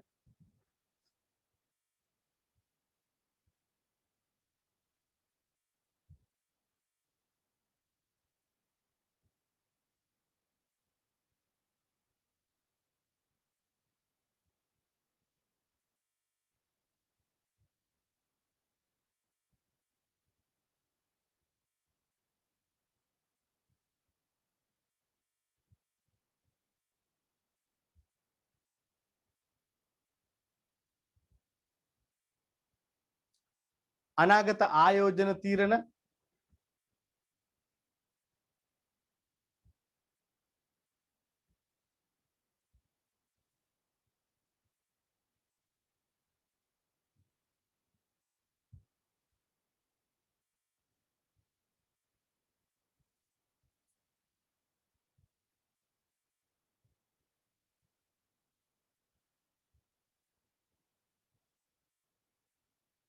ඊළඟ වෙළඳපළ කොටස වගේ දේවල් ගැන උනන්දු නැත්නම් වෙළඳපළ කොටස. ඒ කියන්නේ ඔය ආයතනයේ මාකට් ෂෙයා එක මාකට් එකකින් කොච්චරක් අයිතිද කියන එක. ඊළඟට බලන්න ඊළඟ පාර්ශ්වය කවුද කියලා බලන්න. සෝරි. වෘත්තීය සමිති. වෘත්තීය සමිති උනන්දු වෙන්නේ. වෘත්තීය සමිති මෙන්න මේ කියන කාරණා නිසා උනන්දු වෙනවලු. බලන්න මොනවද ඒ කාරණා ටික? ටට්ටක් ගා බලමු. ඔව්. ලියන්න. ඔව්. සේවක අයිතිවාසිකම්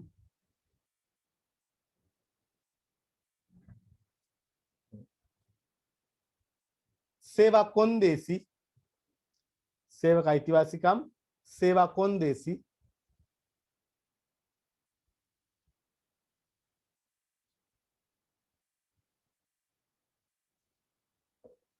सेवक අයිතිවාසිකම් सेवा कोंदेसी වැඩ පරිසරය වැඩ කරන්න තියෙන පරිසරය නේද වැඩ පරිසරය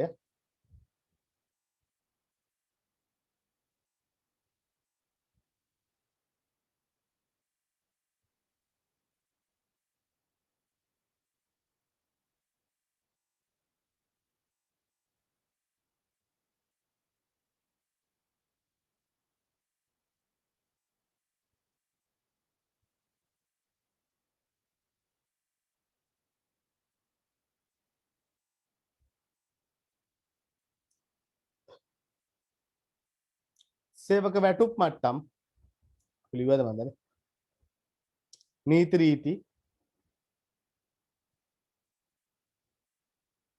වැඩ පරිසරය සේවා කොන්දේසි වගේ දේවල් රයිට් එහෙමනම් අපි ඒක කතා කරලා ඉවරයි ඔන්න ඊළඟට අපිට කතා කරන්න තියෙන්නේ ඔව් විවිධ ඇල්මැති පාර්ශව ව්‍යාපාර ගැන උනන්දු වෙන්නේ ඇයි කියන එක නේද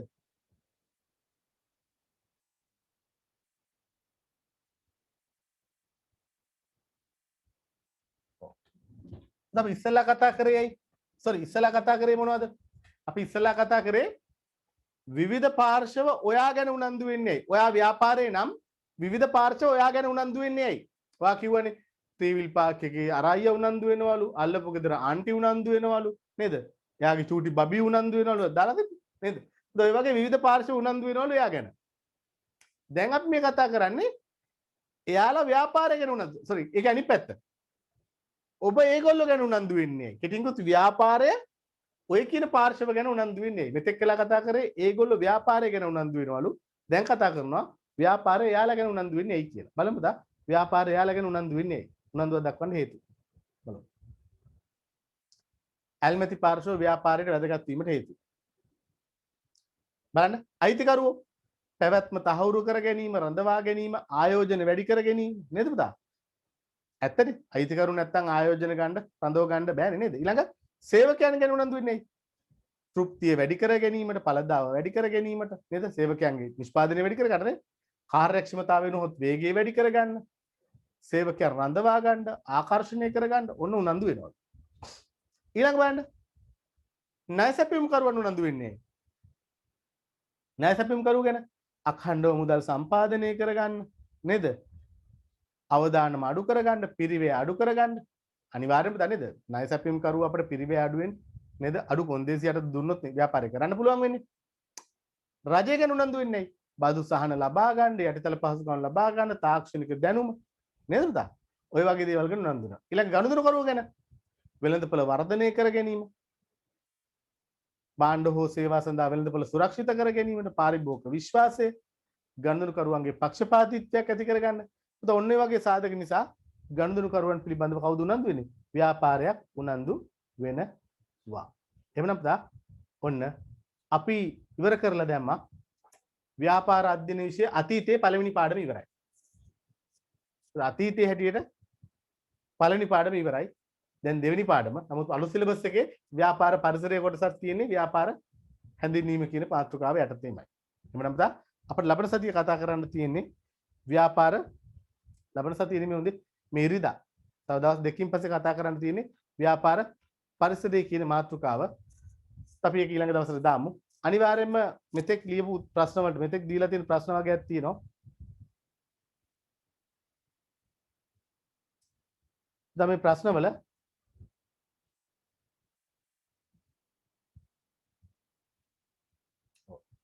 ප්‍රශ්නාංක 70 වෙනකන් සියල්ල උත්තර ලියන්න ඕනේ. ප්‍රශ්නාංක 70 වෙනකන් සියල්ලට උත්තර ලියන්න ඕනේ.